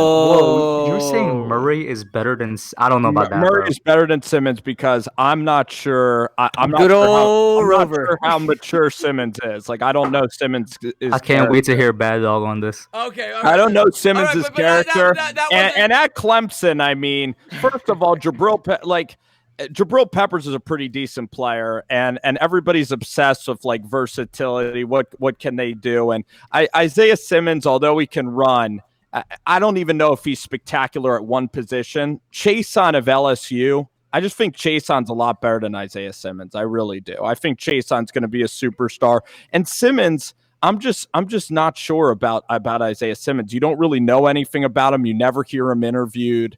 And I just think that the fan base is getting way too attached to Simmons. So I'm a void Simmons guy, and we'll see what happens. So what would you do it for, though? We know you don't like Simmons. At 4, I'm either going with Chason or Jedrick Wills. All right, so we're going to say Jedrick Wills because we're not taking Chase on it for. Bad Dog, who are you taking? Yeah. Offensive tackle. I love Kenneth Murray, right? He is not better than Isaiah Simmons. And I'm a Sooner fan, man. I can say that. And I watch Big 12 and I watch, SEC football all the time. Isaiah Simmons can do everything, man. Isaiah Simmons is a Swiss Army knife. I mean, he can blitz, he can cover, he can attack the run, he can play safety, he can do everything you need the guy to do. I absolutely love him. And the one thing that I am so excited about Isaiah Simmons is he takes the middle of the field away. When's the last time we had a guy that could cover a linebacker? When's the last time we had, tight end rather? When's the last time we had a linebacker that could chase down a quarterback with his legs running on 3rd down and 5? He gets us off the field on 3rd down, man. And with the way Joe Judge is talking about versatility, there's so many different ways that they could use this guy. If football is a game of chess, man, that guy is the queen. He can move anywhere and do anything. He's the most powerful piece on your defense. I love Isaiah Simmons.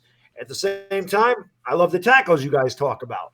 But me, I'm 43 years old, man. I grew up with LT. I grew up with Harry Carson. I grew up with Carl Banks. I grew up with linebackers that kicked ass. And I want to get back to that. I want old school Giants football. I want defense, baby. I completely get that mindset, man. I miss defense too. I want, if in a perfect world, I get both. I just view protecting the quarterback's the more pressing need, and I think everybody could at least see that point of view. But yeah, I got to disagree with Rover there. I do think Simmons is a very good talent and definitely somebody that does fit the modern day NFL. I do like Chason as well. But I don't think I would have Simmons outside of the top 20. Although I have said I wouldn't be shocked if he drops to like 7 or 10. But he's not dropping out of the top 20. I know Rover likes his hot takes though, and that's why we love him. Let's get into the next super chat. Sugar with the $3 donation says, how good do you guys think Darius Slayton will be? Okay, I'll start with this. Darius Slayton, to me, first off, had a great rookie year. I think he had like 800 yards or close to it. Had 8 touchdowns. I think he had 2 or 3 multiple touchdown games. And I actually think he fits this system better than he fit the Pat Shurmur offense. The Pat Shurmur offense called for a lot of, short, quick passing patterns. I think Slayton in this offense, depending on the role he's going to get, we'll have to see what we do in the draft. Hopefully we don't take Jerry Jeudy. But if they don't, draft a high-end wide receiver, I think Slayton's going to be right around that 1,000-yard mark. And I think he's going to have between 8 and 10 touchdowns. I think Slayton's going to have a really good year in this offense. It calls for a lot of vertical passing plays. But I know OGR is a big Slayton fan. He has his jersey. Let me get your take. All right. So who was the first Giants fan on this podcast or whatever you want to call it to get a Slayton jersey? It was you. All right. Exactly. So Kid Blue, take it away because no more needs to be said at this point.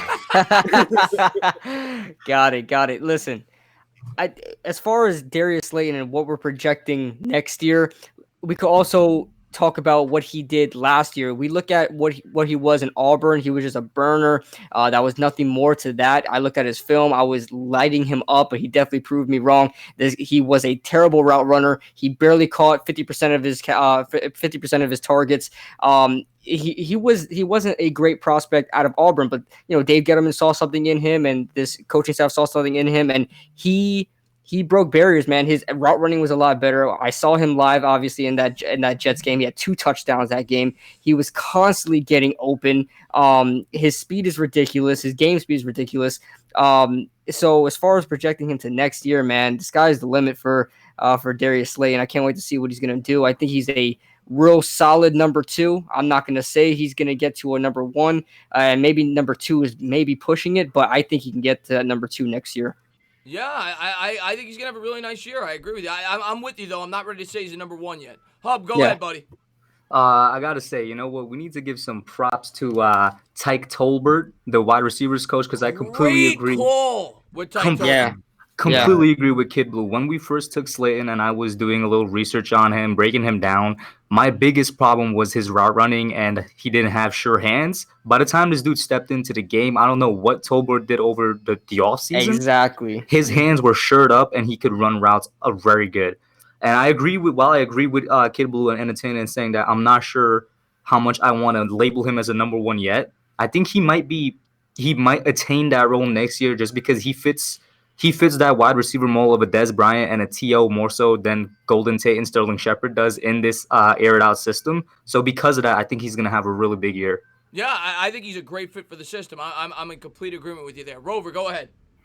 Yeah, I do like Slayton. I'm actually going to say something, that's a little like anti-Slayton. I think he even outperformed like his expectation last year. Like even in the Detroit game, I was blown away with what he was able to do. Mm-hmm. I see him as kind of like a Michael Gallup sort of player, like a great supporting cast receiver that could take the cover off of the defense.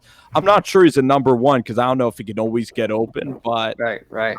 I still like Darius Slayton a lot, and I think he's a deep ball threat. I'm going to say maybe like 5 touchdowns, and maybe like 800 yards, because I think that the tight end play of Ingram and Caden Smith, that's where a lot of targets are going to go with more running the football. But he's definitely a great value pick in the 6th round, like the Giants were able to get him last year. The Gallup comparison is a great one.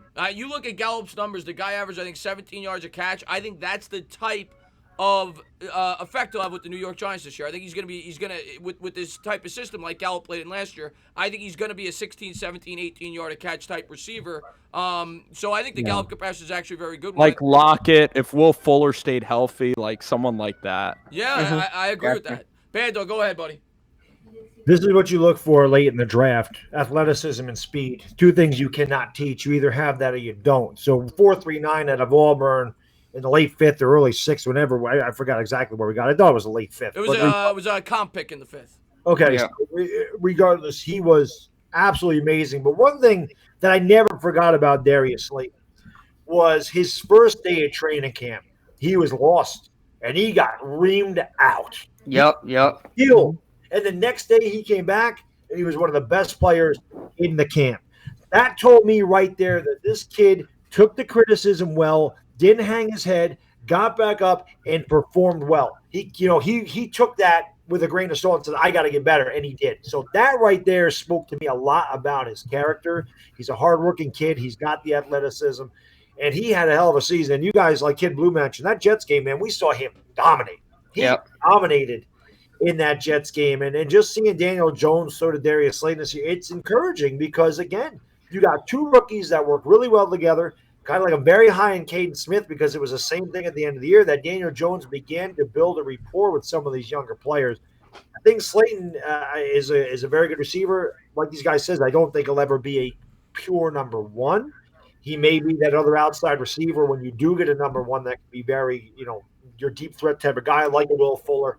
And I love Slayton. I think he's awesome. And, I expect big things from him this year. I think he could have 1,000 yards and 12 touchdowns. I agree. I think he could have a really big year, and I basically agree with everyone, everything that everyone said. I think the Gallup comparison by Rover was spot on. I think that's a great comparison. I think I actually compared him to him in one of my videos, so great job there.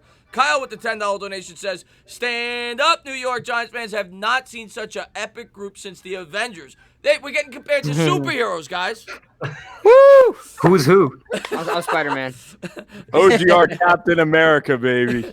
Oh, damn. He says, "Let's do this thing. Hope we can trade back and make our O-line great again. Thanks, guys, for tonight. Everybody hit that like. Really appreciate that, Kyle. And hopefully everybody subscribes to all these gentlemen after the live stream, man. I really appreciate all the support you always show my channel." And Gordon Gecko, another great subscriber of ours, with a $20 donation. Thank you so much. He says, "Judge brings Belichick's genius to us. Belichick is always first to adjust to the NFL rules. In the 80s, DBs allowed 5-yard bump, now 1 yard off the line. Hence, Welker, Amendola, Edelman. That's Belichick ahead of the entire NFL. Belichick to me," and thank you so much, Gordon, for love. "Belichick to me and the Patriots in general are always ahead of everybody else. I say it all the time. They were really the first team that I know of that really focused on a running back by committee. They were the first team to really use two tight ends in a pass catching role.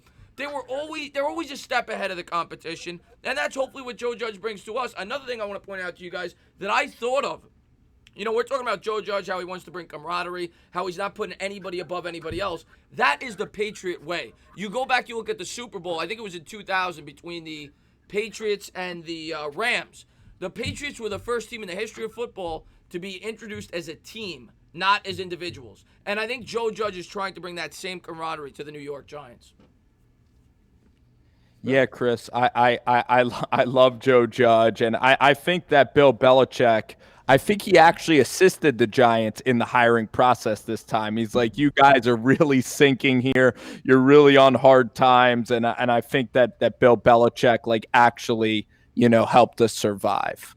Yeah, I'm completely with you, and hopefully they bring that to the New York Giants. And LA Girl, man, thank you so much for love, man.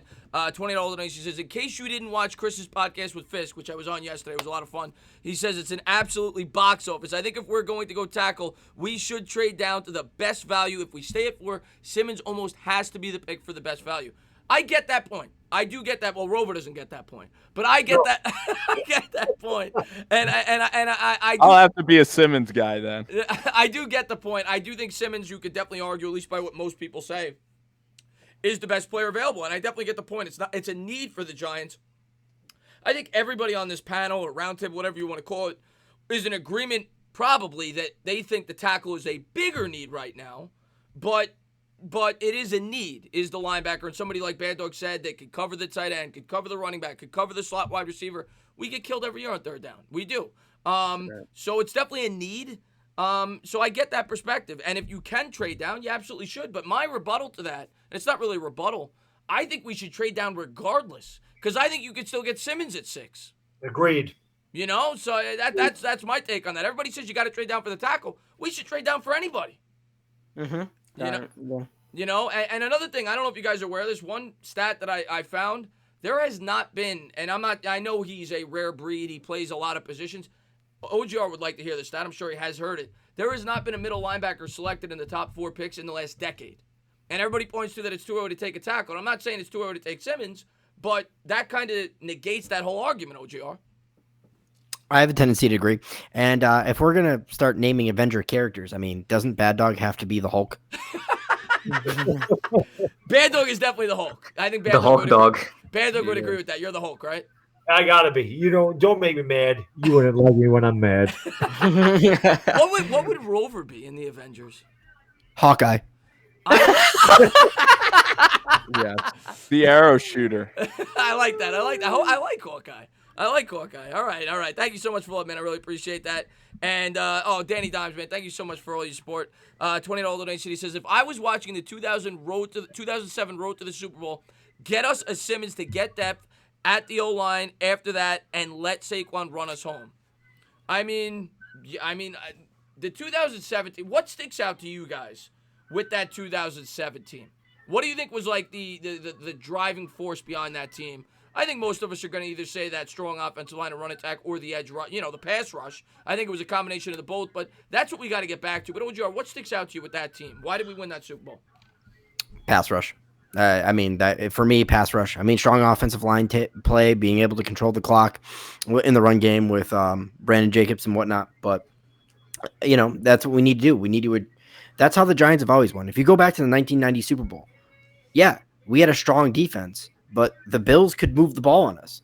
I mean, the problem, the whole plan in that Super Bowl was allow Thurman Thomas to run wild because they wanted to waste more time. And the Giants ran behind that solid offensive line with Bart Oates and them boys and said, eat Otis Anderson for 40 minutes or even more, right? 40, I think it was 41. I think it was a 22-minute time of advantage for the Giants, and it was 41-19. And that truly is Giants Giants football. Strong offensive line, solid pass rush, great linebackers, solid defensive unit. And the biggest need with the Giants is we have way too many holes to address. That's why nobody on this panel is picking over 7-8 wins. Yeah. And that's what it boils down to. That's why we want us to trade down. We need to address as many holes as possible. We're a year or two away from being a playoff team. And I'll let everybody else answer. Oh, and also get the hub in here as well. Yeah, Hub, let's go. What's your when you think of that 07 team, what do you think is the biggest driving force behind that Super Bowl run? I agree with OGR. It's going to be pass rush, and it stands out to me mostly because the rest of the defense was good. You know what I'm saying? They were above average. Definitely they were good, but what really drove it home was the pass rush. The pass rush was elite. That was the best part of the team. You look at the linebacking core. We were good there. We were really good there, but I wouldn't say we had any great players. I might get some flack for that, but Antonio Pierce was a really good player. Yeah, like the linebacking core was really good. It wasn't great. Same to be said for the safeties, really good. The cornerbacks, really good. But where we were great was the pass rush. And just to connect it back here, like if I were to argue against Simmons, I would say that, like, hey, man, focus a bit more on the pass rush if you want to improve the defense, because that's where we won.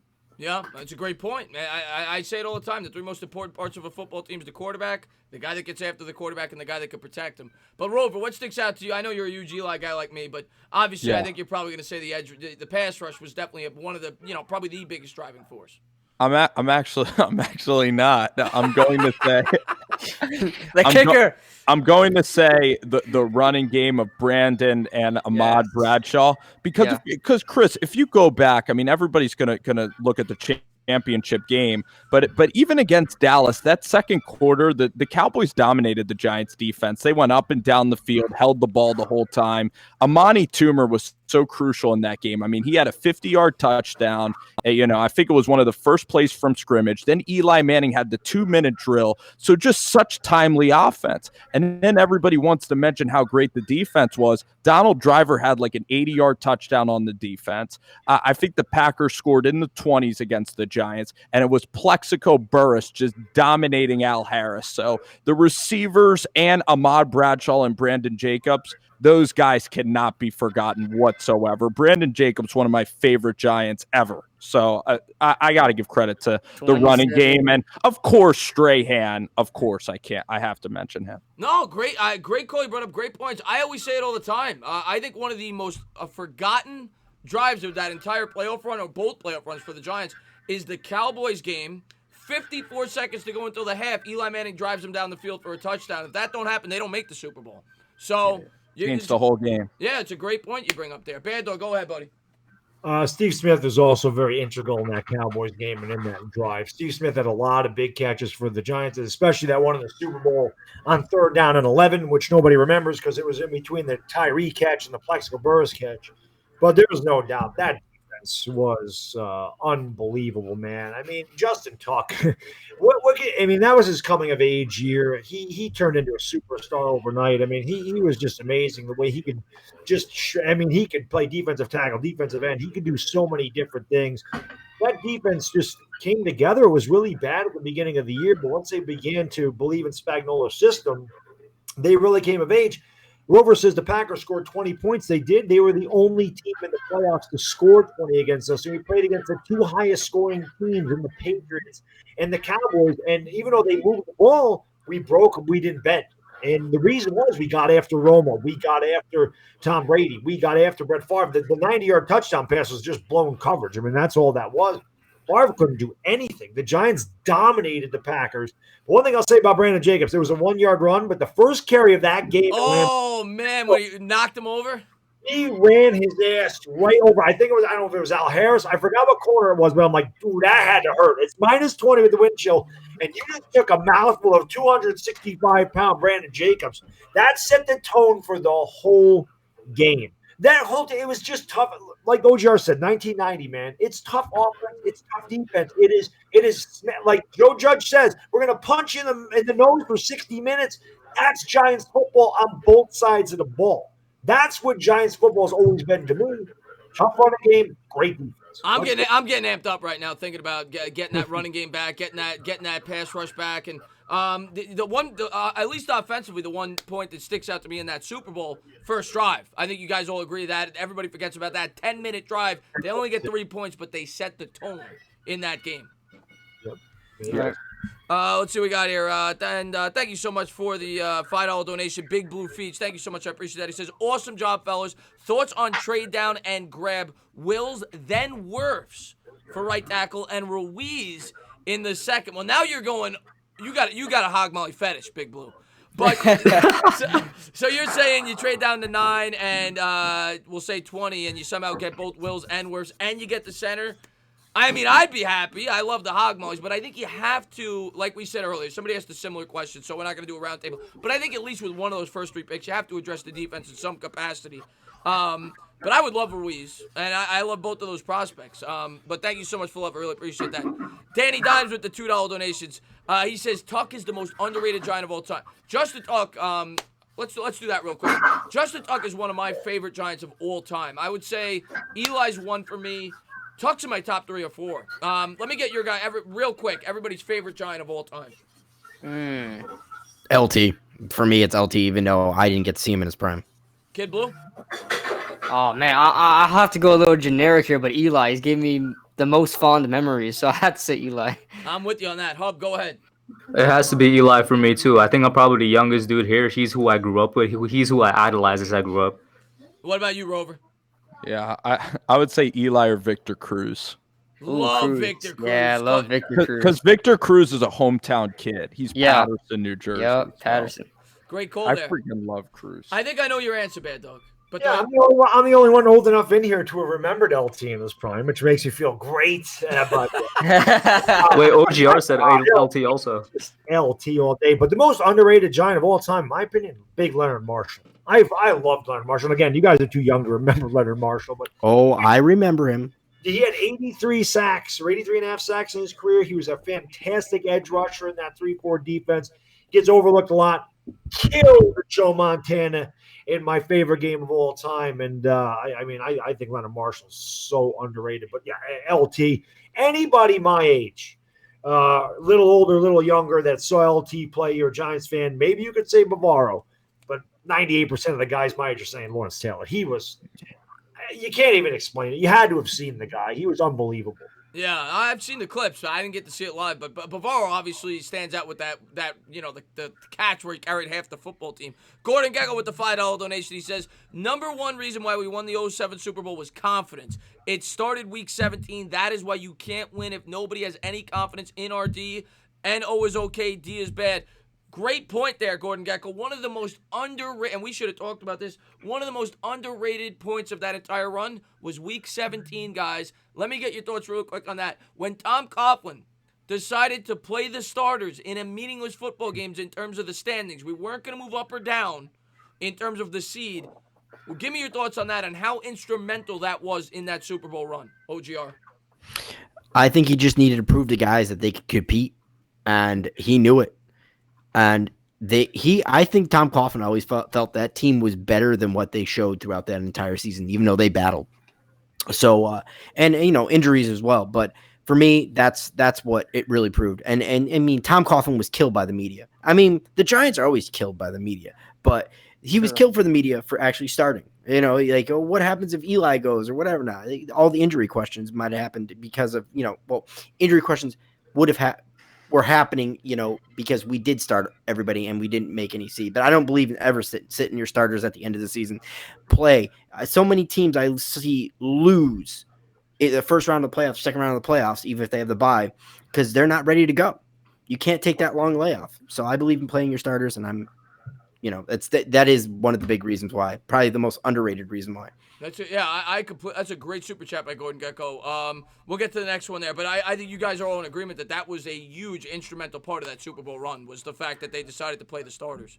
I mean, they proved that they could stand with the best team in the league. Yeah, exactly. It built up their confidence. Absolutely. And Eli had 4 touchdown passes. That game was on a Saturday. It wasn't even on a Sunday. And the fact is, Chris, is that Tavares Jackson and the Vikings just beat the Giants badly. Eli Manning needed that game to throw 4 touchdowns to prove himself. That was a heck of a game, 38-35. That was a classic, and it was sickening to see the Patriots celebrate, but it was still a heck of a game. Yeah, but we celebrated in the end. That's all that matters. Exactly. Yeah. And like Deja, it is so crazy when you really think about it, the similarities between the 07 and 11 team in terms of what happened. The Packers game. The Packers, I think, were undefeated. We lost by the same score. Yep. 38-35, and then we doing that game. The officials gave that game to Green Bay, by the way. They did. I was at the game. So, yes, they absolutely did. I was pissed off in the stands, but it's so similar that, both runs, obviously, different types of teams, but so similar. And Will, thank you so much for the $5 donation. He says, will Jason Garrett's offensive playbook hinder our matchups against the Cowboys because that they are so familiar with it? That's a great question. Now, you could probably argue it on both sides. I'm going to let one guy answer this. Kid Blue, go ahead. Do you think, Jason, the fact that the Cowboys are familiar with Jason Garrett, do you think that that'll hurt our offense this year when we play him? Well, this happens with pretty much every team when a coach moves from one team to another. I'm pretty sure there's going to be some tendencies, some things that the Cowboys are going to be able to kind of pick up on, some familiarity there. But as every coach that really moves on to different teams, they're not stupid. They're going to switch things up. I don't think they're going to be, so straight on what they used to run with the Cowboys, or what he used to run with the Cowboys, he's going to run with the Giants. But there's definitely going to be some things that the Cowboys are familiar with. As far as the other way around, Jason Garrett, maybe defensively, they'll be able to figure, it's a new coaching staff in Dallas, right? Mike McCarthy and a whole new coaching staff over there, right? Yeah. So, I mean, it's not going to be that. I know he's going to know personnel. Jason Garrett. That's what I mean. That's what I meant by the other way around. He knows the personnel with the defense and everything else. Dallas too, though, man. They lost a lot of pieces on defense. Yeah, they lost a lot. So I mean, Dallas is going to be a new team next year, but I still think they're going to be, same running the ball, Dak and the play action and stuff like that. But yeah, I think Jason Garrett won't be that hard to figure out. He'll have to switch things up, as I think he knows. Yeah, it was a great question, though. And we got time with the $5 donation. He says, I appreciate y'all for keeping me entertained, making my Friday. Will I make this case severe, disappear, keeping up? Well, we are pretty bad, Doug. Every time we do a stream and we got time goes through 30 beers. He should. It's really like the equivalent of 7 beers. I think he drinks Coors Light or something, right? And we got time. Get it done. He's the man. He had a good time also. Yeah. Real quick. Give me your go-to beers, guys. I want to get to know you guys. What's your go-to beers? All 5 of you. OGR, real quick. Guinness. All right, Kid Blue. Aquafina. That's a great one. What about you, Rob? Heineken. Heineken's a good one. What about you, Rover? I'm not sophisticated at all. So Budweiser, Bad Dog, Bud Light, Bud Light, and Bad Dog. A cold one. A cold one. Yeah, that's probably the best one. Yeah. Malik, man, thanks so much for the love, man. $5 donation says, "What's up, Chris, Bad Dog, the Hub, Kid Blue, and sorry, I don't know the rest of you." He didn't mention Rover Sports. Rover Sports is the freaking man, and you got to go into the description after and subscribe to him. Sorry I'm late and told you and Bad Dog they're going to get a tackle. Malik says we're getting a tackle. We'll have to wait and see. You can't read too much into it, Malik, but right now I think it's trending that way, and I think all 6 of us were in agreement with that we think it will be a tackle. So I was the one person that said I still think they're going Simmons. Oh, you did say. Oh, so you think in the end we go Simmons? Just because he's been linked to us more than anybody else, and yeah, it could be a smokescreen, but I'm just going off of last year's trend and the year before's trend.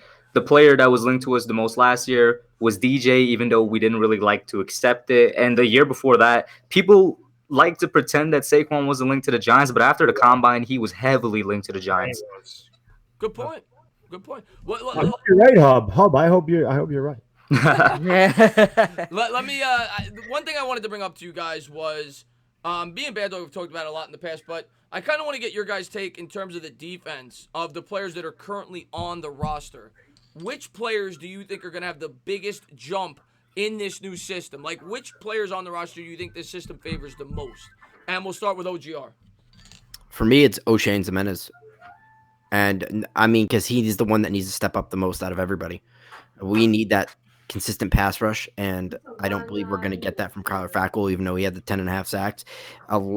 Dave Gettleman is putting a lot of trust in the puppies, as he would say, and it's the defense collectively as a whole. It needs to step up, and the young guys need to prove their worth. Okay. Or this defense, I don't care what you do in this draft, the defense will not be what you want unless the guys we've drafted before step up and become the players we think they can be. Okay, so you think Zimenez takes the biggest jump. What about you, KB? Oh, it takes the biggest jump, man. Oh, man, there's bunch of maybe young... maybe the better question is which player on this team do you think benefits the most from the new system? Man, we mentioned it earlier, Darius Slay and his straight line speed. Are we talking about offense or defense? No, defense. Oh, defense. Okay. Probably Jabril Peppers. The versatility there with Jabril Peppers, definitely. You're gonna put him everywhere. The fluidity in that system that Patrick Graham has, the 4-3-3-4. I imagine Jabril Peppers is gonna be lining up everywhere. Maybe Lorenzo Carter as well. I'm definitely in agreement with OGR there with O'Shane as well. Depends on who develops faster. But I probably have to say Jabril Peppers. I tend to agree. I think Peppers is definitely. I think Pepper and Carter are great candidates. Hub, what about you? Yo, Kid Blue needs to get out of my house, bro. He stole both of my answers, man. This ain't the first time. No, I completely agree. Just based off of versatility, I can't wait to see how Jabril Peppers is used because Bad Dog said Isaiah Simmons could be the queen, chess piece of this defense. Jabril Peppers could be the rook. How they use them, and I want to see if they put Lorenzo Carter inside, maybe use his agility and speed to kind of use him as a coverage backer. But those are two guys I'm really excited to see in this system. I am thrilled to see what they could do with Carter. And how they use him. I completely agree. But go ahead, KB. If there's a guy that Lorenzo Carter, that's a very interesting talk because I know you guys have talked about that before with Lorenzo Carter being inside linebacker, being that he's a better in coverage than a lot of people think. But if there's going to be a coverage guy inside linebacker, I think it's going to be Jabril Peppers. I think that's the first person they put there. Now, maybe they put Lorenzo Carter there to try him out, but I think Jabril Peppers is going to have that if we don't have a coverage linebacker in the draft. If they don't draft Simmons, Rover, what about you? What do you think? Yeah, there's a lot of guys on this defense that can step up from last year. I'm curious to see if Julian Love is going to start, and right now he is the starting safety. That's going to really depend on the draft. So Julian Love is a guy I'm curious to see how he plays because he was very good in run fits. He was very good at dissecting the run. I really think Sam Beal. I'm ready to see Sam Beal take on this role. Like maybe he plays like nickel corner. And I think that Sam is a third-round pick. We spent a third-round value on him, and I just want to see the guy healthy. I really want to see Sam Beal and then Corey Ballantyne. Even in special teams, imagine if Corey can return punts for us or return kickoffs. I'm just really curious about the secondary and all of these players on the secondary. And the last guy, the most important guy actually on our defense is Leonard Williams. Because if Leonard has 10 sacks this year, we get to flip Leonard next year for a draft pick. So it's a huge year for Leonard Williams. That's high hopes, man, because he had a half sack last year. So but Leonard, in 4 Williams, games, yeah, but I understand what you're saying. But I wish Leonard would play better. Leo's not a horrible answer. I do think that they could get very creative with Leo in the system because I do think that they could line him up in a variety of ways. And I actually think he's going to play pretty well with the Giants. It wouldn't be my pick, but it's not a bad answer. And Chris, how about B.J. Hill, too? Maybe. I hope so, I hope so. He kind of... B.J. fell off. He kind of fell off a little bit last year, but we'll see. Coaching, in my opinion, did help with that regression. I'm sure it did. Bando, go ahead, buddy. Dexter Lawrence, man. Dexter Lawrence can do a bunch of things in that line as well, and I'm excited to see him. I mean, he was one of the best rated, if not the best, defensive rookie out there last year. Just an underrated guy, had a great season, and really didn't hear much about him at all. But I mean, Dexter Lawrence needs to be huge. He dominated at Clemson. He was really good for us. And Leonard Williams definitely helped him. I mean, those two guys together really, really need to set the tone up front as far as stuffing the run and getting pressure up the middle on the quarterback. Because, listen, the edge pressure is great on a quarterback, but if he's allowed to step up in the pocket, he can still make throws. When we pressured Tom Brady in that Super Bowl, it was Justin Tuck. It was those guys up the middle, blitzing, getting to Tom Brady so he couldn't step up and make the throws. Those are huge. So I really think those two guys, and again, goes back to DeAndre Baker, he's got to play like a number one corner. That's what we drafted him for. We traded up to get DeAndre Baker. So I really look forward. I mean, those are my three guys, DeAndre Baker, Dexter Lawrence, Leonard Williams. I think those guys have to have huge years for the Giants. And, we'll see what they do. Great call. Great call. Yeah, I really like the Leonard Williams answer by Rover because you don't hear that a lot, and I actually think it's a pretty good answer. New York for Life with the $2 donation says, second round pick, we need a punter. Oh, God. If they take all right, Bad Dog, if they take a punter in the second round, do you think that's worse than the Daniel Jones reaction? Yeah, I think I might. I love Riley Dixon. The wall if we get a punter. Unless it's Matt Dodge. That was a good draft pick by Jerry Reed. Riley Dixon is a pretty good punter. Yeah. I love Riley Dixon, man. He's like one of the best in the league. Riley Dixon was our best player. Now he got the most practice of anyone on the roster because we were always punting. That's for sure. Hey, our special teams unit is going to be very, very good this year. Oh, Cody Core, man. Oh, yeah. Cody Core, hell yeah. But Cody those hidden yards, man, I'm telling you, the field position, all that stuff matters. And they did a great job. That special team is going to be really good this year. I'm excited to see how Rosas bounce backs because we got a new long snapper, and I think he's going to have a really great year again like 2018. Good call. And the guy made the Pro Bowl in 2018, the long snapper. So that's dear God, I hope so. That's a good call, man. Absolutely. Malik Thompson, man, he's the man with a $2 donation. Says, me, Dexter Lawrence, a.k.a. Baby Snack. So he had the same – that was one of Bad Dog's guys, but it was the first guy Bad Dog brought up. And, yeah, I think we're all huge fans of Dexter Lawrence. I mean, and Bad Dog, he's right. He could be used in a variety of ways. You could play him on the inside, the out. The one thing I want to see a little more from Lawrence this year, because it was something he was known for in college, and he did it last year, but I want to see a little more batting balls at the line of scrimmage. Yeah. But I think he's going to take a big step up. Ligman with the $2 donation, he said, he's making me say this again.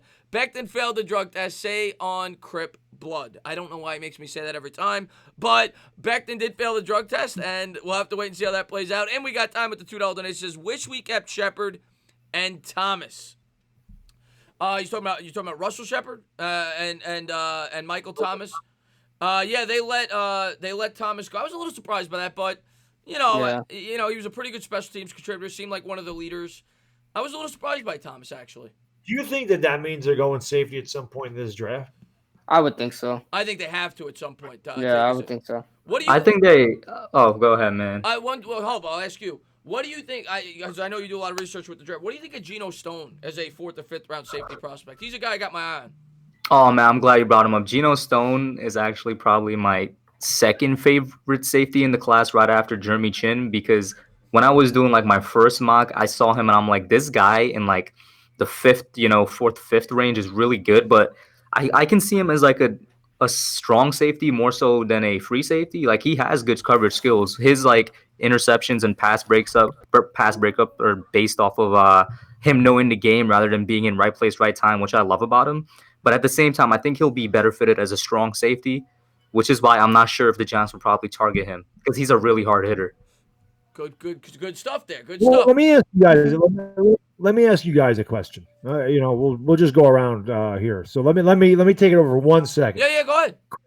Chris, who's your sleeper? I want you guys sleeper. Give me a sleeper 6th round or later that you really like. Derek Tuska for me.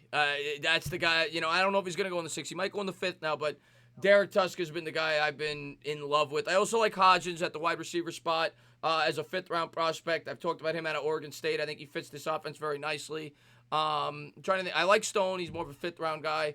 Who else? I'm trying to think. Yeah, those are a couple names, but yeah, Tuska's the first guy that pops out to me. OGR. I got Reed out of Penn State, the safety. Of course. And he's probably going to be an undrafted free agent. I don't even think he's. That's interesting you brought him up, OGR. I had him going to the Giants in my last 7-round mock draft. I like him a lot too. Anybody else, OGR? I mean, for me, I can't really go 6th round or later too much, but Logan Wilson, but we all know about that one. Kid Blue. I would have to say Antoine Brooks. He might go 5th round. I don't know. It's still a sleeper to me. Antoine Brooks is like another Dante Savage coming from Maryland. Smaller guy, has a lot of range. He's like a javelin missile in the box. So I'd say Antoine Brooks, safety. Nice. The hub. I'm gonna go offense here just because I think in the later rounds we might go depth at the offense. I'm thinking like Jacob Breland, tight end, Harrison Bryant, tight ends, maybe. But then again, we might not go tight end.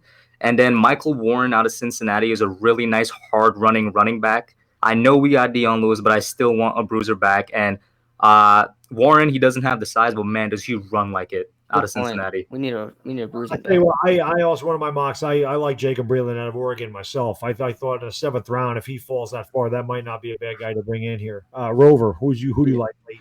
Yeah, so late, there's this linebacker actually who didn't play any high school football, but he played he played a community college. It's Davion Taylor. He played at Colorado. He's a linebacker.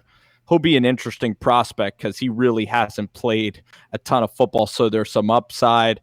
And then AJ Green is a guy that a lot of people are drafting late. He's a corner, Oklahoma State.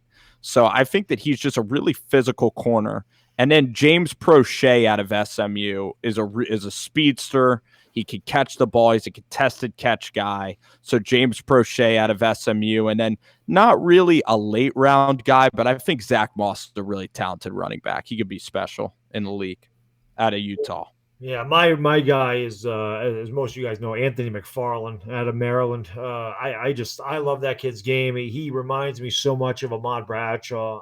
Similar 40s, similar size, similar athleticism, and just, again, you can't teach speed. And the guy runs a 4.40. If you could pick him up, and if anybody did not watch him against Ohio State in 2018, he destroyed Ohio State for almost 300 yards on the ground. So I really like that kid a lot. The other one I like is cornerback Lamar Jackson out of Nebraska. He's a big corner. That's a good one. Mm-hmm. He's another guy, runs a 4.5, 5.40. He's got a 36.5-inch vertical leap, like just a great athlete and a good sized corner. So, those are two guys I look at maybe in the 6th round, Anthony McFarland and Lamar Jackson. But I always love, when I started doing these mock drafts, that was the fun thing to me, is trying to find these guys late in the draft that you think could be really, good. Yeah. So get them good late round picks that have produced. And, we've had guys like Victor Cruz undrafted, Ahmad Bradshaw 7th round that have produced. So I love seeing who we get late in the draft and see who can make an impact on this team. Yeah, that was a great call. I like a lot of those guys. Another guy I was thinking about as you were talking, I had him in my first 7-round mock. I just like some of the things I read about him. He's more of a pass-catching tight end out of Stanford. He's projected to go in the 6th or 7th round. Colby Parkinson, that was a guy I like. And I also like Runyon, John Runyon Jr. Obviously, he's got ties to the Eagles. I like him as a 7th-round offensive lineman. Yep, I had him in one of my mock drafts. I agree. Yeah, I like the Hogs. Nikki Sad, man, thank you so much for the $5 donation. I really appreciate it. It says, all the goats in one place. Listen to guys while taking a coding final. Keeps me from not freaking out. Higgins at 36 is a steal. Hennessy at 99. Nikki Sad, thank you so much for the love. Okay, let's talk about that. And I actually think if they're going to go wide receiver, Higgins is probably the most realistic guy that we would take at 36, being that there's a good chance he'd be the best available receiver and he would fit the need. He's a tall guy, something that I think the Giants are looking for. Do you even entertain the prospect of taking a wide receiver at 36? OGR. I mean, BPA. I mean, if you think a wide receiver is the best player, is my mic fine? Yeah, you're good, man. You're good. Okay. BPA, like I said, best player available. If you think Higgins is the best player on the board, take him. But honestly, at that point, I don't think he will be, but I could be wrong. Okay, so you're BPA. And what Who's about next? Tainer went off the air, but Okay. I like Zach Bond at 36, or I definitely want a pass rusher at number 36 and defense rather than just another wide receiver. I'm in agreement with Rover. Zach Bond is one of my favorite picks at 36. And to Nikki specifically, man, good luck on that coding final. I'm actually a computer science major in college right now, and I had one like this past Tuesday. It's tough doing it from home, man. As far as T Higgins going at 36, I say hell no. I'm not getting no wide receiver at 36. I made a video about that as my recent video. I'm not getting a wide receiver anywhere near the first 4 rounds. I think there's just so much different needs to address. Like you guys mentioned, Zach Bond going in the second. If he falls there, I think it's a slam dunk pick. But I'm not touching a wide receiver in the first 4 rounds. Yeah. I agree with all you guys. Unless we have 2 picks. If we have 36 and 37, then perhaps you entertain it. Even so, I would still like a center and a safety. If you have 37, I would love to adjust that because I think our wide receivers are good enough. And I love T. Higgins. But, yeah, I'd rather not. At number 36, there's so many more pressing needs on this team. Yeah, no, I completely agree with what all you guys said. Obviously, we all agree that there's bigger needs at more important positions. But even more importantly, out of every position in this draft, it makes so much more sense not to take the receiver early. It's the deepest position in the draft. You're going to be able to get a good receiver in the 4th or 5th round. Why take one when it's not you? Like the Eagles, I get it. They're a win-now team. They need a wide receiver to help Carson Wentz. I get the teams like that, but the Giants, they got so much more important needs. We can't be taking a wide receiver in the 2nd round. Yeah. John Hightower in the 5th round, if he drops there, it would be a fantastic pick. I'm a Boise State guy, so Love him, Kid Blue. I love Hightower. Mm-hmm. How far do you guys think AJ will drop? Epinesa. Oh, AJ. Yeah, I was gonna say AJ Dillon, AJ Epinesa. Yeah. I think Epinesa is an interesting guy because he was projected to go top 10, top 15. Yeah. You know, and then he had that horrible combine. He ran like a 5.06 or whatever it was. And then if he would have had a pro day, maybe he would have gotten a little more, leverage and maybe would have moved up some mock draft charts. I actually think Epinesa is going to fall out of the 1st round. Wow. I think he's going to go in the 20 somewhere. I don't think he's falling out of it. Yeah, I would be surprised. I think Espinoza, Chason, they're all going in the 1st round. And Seattle should take him. The Patriots, they can take Epinesa, and the guy's like a really good interview. So I'm really surprised. I mean, he's a tactician. I think he's going to be a really good NFL player. I'm really surprised at that. I actually agree with you, Chris, that he might drop because we've seen it last year. Okay, nobody thought Greedy was going to drop to the 2nd, or a lot of these guys were dropping to the Taylor. 2nd. Who thought Jawan Taylor? Yes, exactly. So all these guys, we don't know what's going to happen. But as far as Epinesa goes, his 40 time was bad. But you look at where the edge rushers, how they're molded now in the NFL. They're speedy guys. They're speed rushers. Not really so much power. AJ Epinesa is like a power guy, and I think that's turning a lot of teams off. And I think it's a mistake, but I think it's going to turn a lot of teams off. They want speed. They want speed from that pass rush, and running a 5.04 does not help your case at all. Yeah. And also, it's like if he doesn't go to Seattle or Patriots, where does he even fit? Like that's why I think he might fall out. He's a 3-4, 3 tech kind of guy. I think he matches in 3-4, play 3 tech. I don't imagine he's gonna play off the edge, but I think he's gonna be most successful being that pass rusher from the inside. But that's a great point the Hub brings up because he's the type of player that I like him. I think you're getting great value if he falls to 2nd round. Yeah. But he's the type of player that only fits in certain schemes. He's not versatile. He has to. There's only a select few teams that would take him in the 1st round, and if those teams don't pick him, he's going to drop. But Bad Dog, what were you going to say? I don't even remember. I think I was just agreeing with somebody. I don't think I had anything to say there. I think I was just agreeing with those guys. Logan, man, thanks so much for the love, man. I really appreciate it. We'll go about another 20 minutes, going a little overtime because we got some guests on the channel, guys. But if you guys haven't done so, at the end of the stream, please go in the link in the description. Sub all these guys up. We're going to try to do this at least maybe once every other week. Alternate channels. Obviously, there's not a lot going on, and we'll try to get you guys through the offseason with football. So thank you guys for being here. And Logan with a $5 donation says, Ahmad Wagner, 6'5", doesn't have stats due to Kentucky playing a wide receiver at quarterback, but kids got length and good adjustment to the ball in the 7th. Anybody know much about Ahmad Wagner out of Kentucky? Nothing. But you know what he sounds like Lawrence Gager out of Georgia. The same type of receiver. Interesting. And he does fit what we're looking for, a tall wide receiver. I'll have to look into him. Interesting prospect there. Malik Thompson with the $10 donation says, Chase Claypool, Lamar Jackson, my man from my state, halfback from Maryland, forgot his name, not too bad, Doug just said. He's a tackle from TCU and a linebacker from Temple. Yeah, you're talking about the linebacker the Giants are interested in potentially in the 5th or 6th round that I did a video on. Bradley. Yeah, Bradley. Yeah, Sean Bradley. And not the tall white guy that was 7'6" that couldn't play basketball. Thinking about going to Maryland. Temple in the future. Look for me. Malik, man, best of luck, man. And thank you so much for all the love you always show the channel with Bad Dog and myself. And We Got Time says, Malik, tell him we want Claypool. All right, let's get everybody's thoughts on Claypool real quick because I know he is such a popular player with a lot of my subscribers. What's your guys' thoughts on Claypool? Do you think it's possible we would get to 99? And do you think the Giants would take him there? Because I think we're all in agreement we're not taking a wide receiver at 36. OGR, what do you think of Claypool? Do you think it's likely or even somewhat likely he could fall to 99? And if he did, would you take him? Just to go into it real quick, Chase Claypool's I don't think making it past the 3rd. Chris Sims has a 1st-round grade on him.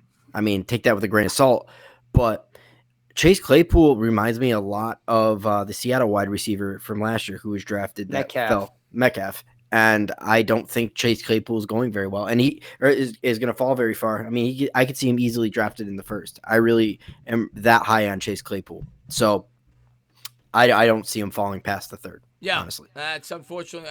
For the people that want him that much, I don't think we're going to get him. KB, what about you? What do you think of Claypool? I like Claypool. I think, listen, if the Giants didn't have so many needs, so many things to address, I've mentioned this before. The wide receiver position for the Giants it's going to be a luxury pick. We're only going to get a wide receiver early if the guys that are available that fit our needs don't match the value of the pick. I like Claypool. Don't get me wrong.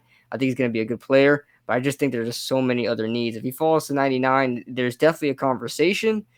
But I don't think I'd probably make that pick. Interesting. Okay. What about you, Hope?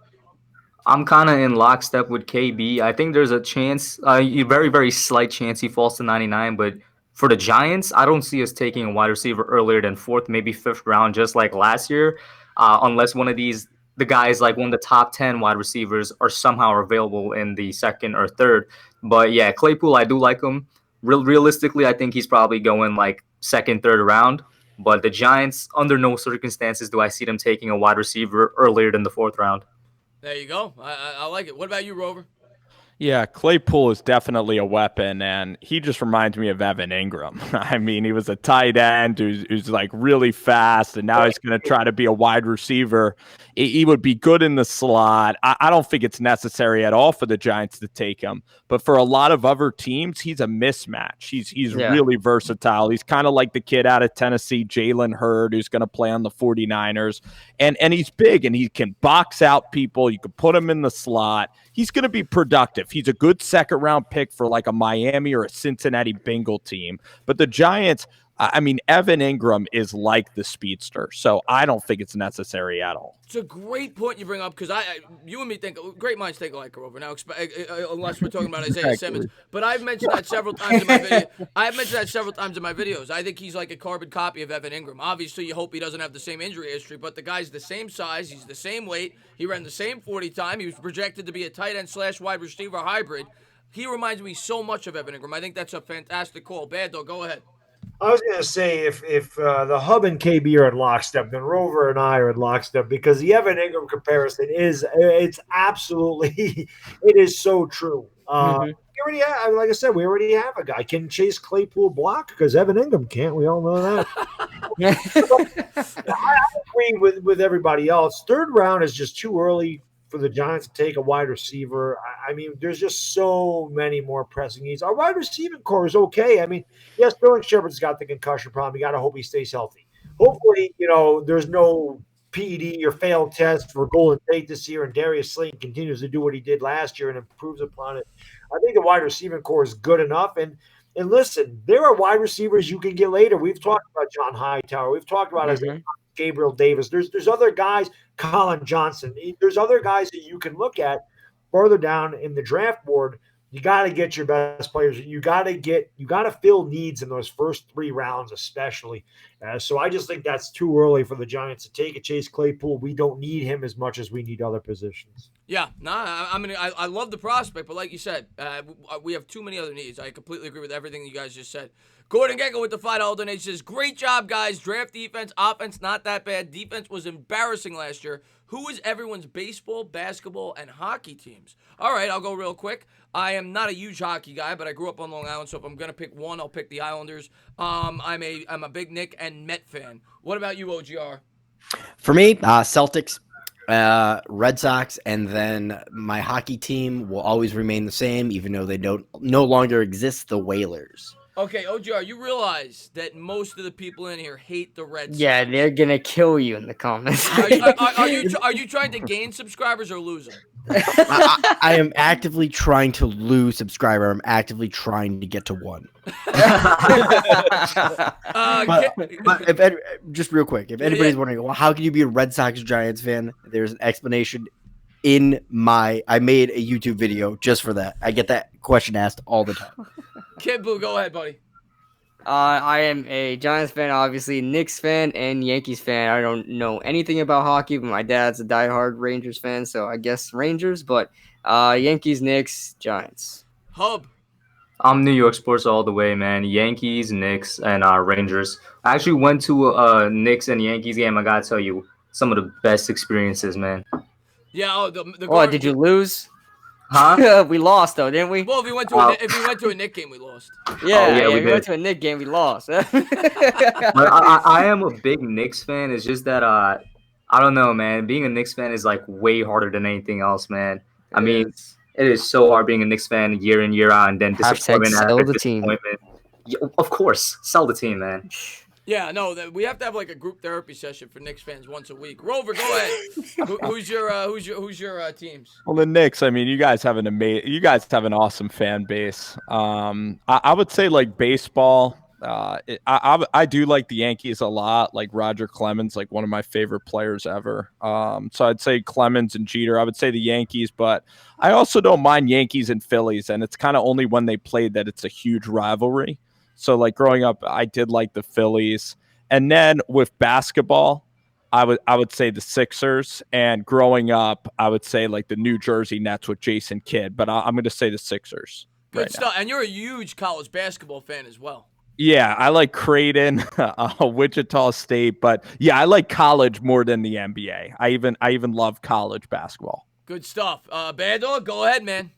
Casual Rangers fan, and let me just say this on behalf of OGR. He may be a Red Sox fan, but he's all right, man.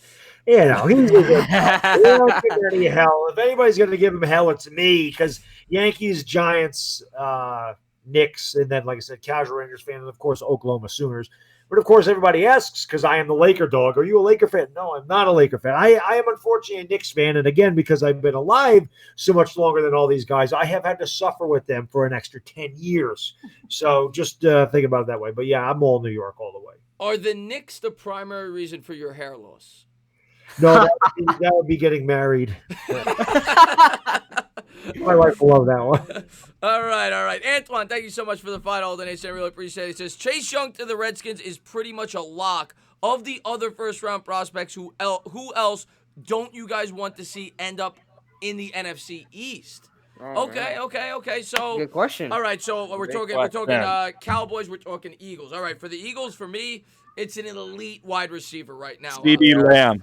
Yeah, Lamb, Ruggs. Yes, I don't want them to get one of the top 3 wide receivers for the Eagles for me.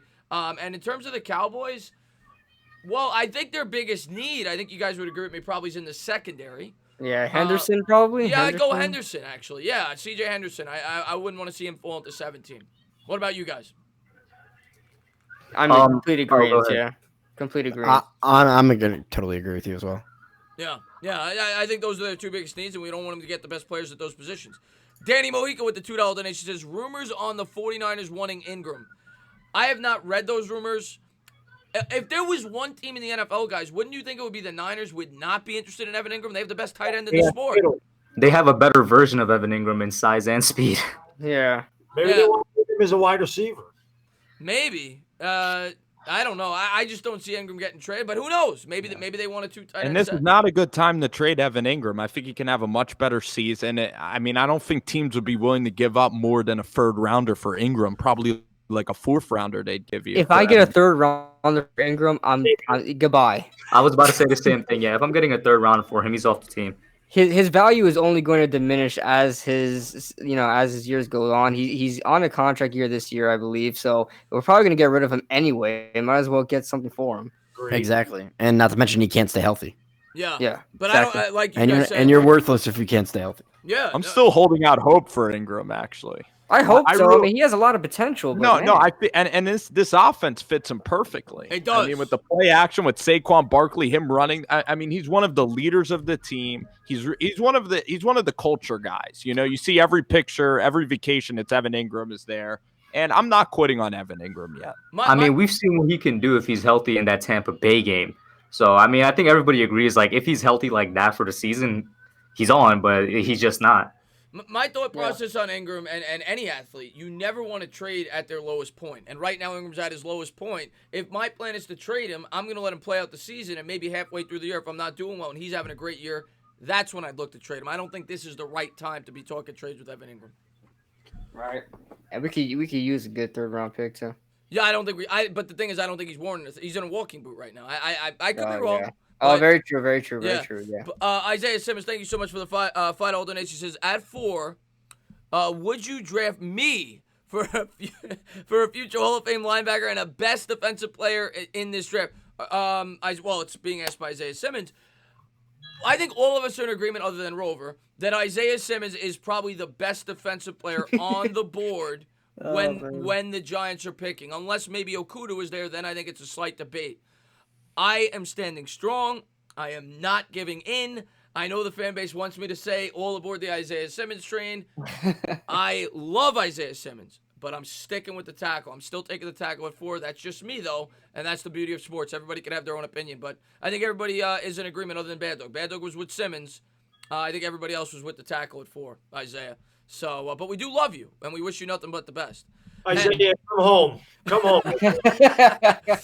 And Malik, thank you so much for the $10 donation, man. I really appreciate that. He says, Chase Claypool is, in my opinion, the best jump ball receiver and very similar to Calvin Johnson, Julio Jones, and Plaxico Burress, but I understand for position needs, but please try to get him trade up.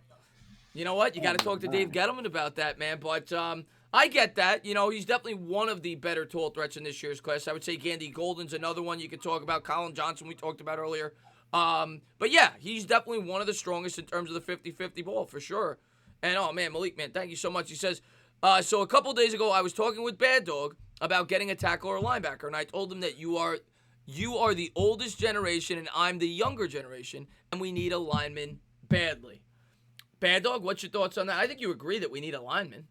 Absolutely. Absolutely. But I'm a defensive guy. I'll always be a defensive guy. I am an older generation. And I do remember when we had good linebackers. And if you play in a 3-4, you need dominant linebackers. We don't have a dominant linebacker on this team. Tell me one. Give me one player on this defense that's a playmaker. One. Give me one guy that stands out and you say, got to be careful of that guy. Give me one guy in the defense. The offense coordinator sits up at night and goes, got to prepare for him.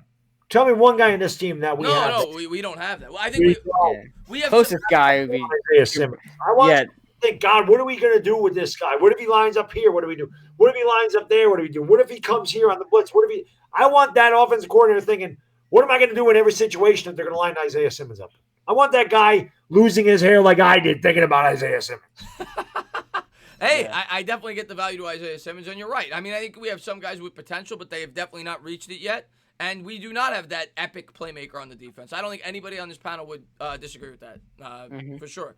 And Julius Peppers is not on this team, MH. What did MH say? MH said Julius Peppers. Julius Peppers. Oh, Julius Peppers. No, the Giants never had Julius Peppers at any point throughout his career. No. Justin, thank you so much, man. Oh, man, thank you so much for the $20 donation. South Jersey Giants fan down in Eagles County. God bless you. You're with Rover. Is that your neighbor, Rover? He says, when I played against Temple in college, I took the pupil of the Eagle on the 50-yard line home with me. We won the Super Bowl that year in 2011. You're welcome. Offensive tackle, at number 4. Well, you should take the people home with you every year. That's a beautiful story. Rover, let's jump into your story real quick because I think it's an interesting one. What made you, and I know the reason, but a lot of people listening probably don't, what made you become a Giants fan growing up in the armpit of America? I was so nauseated going to the Eagles games, and my dad is a season ticket holder for the Eagles. He's on my show often, and he's a diehard Eagles fan. But they're just such ruthless people. They're classless, and I just didn't vibe with them at all. And I just love the New York Giants. I love the tradition.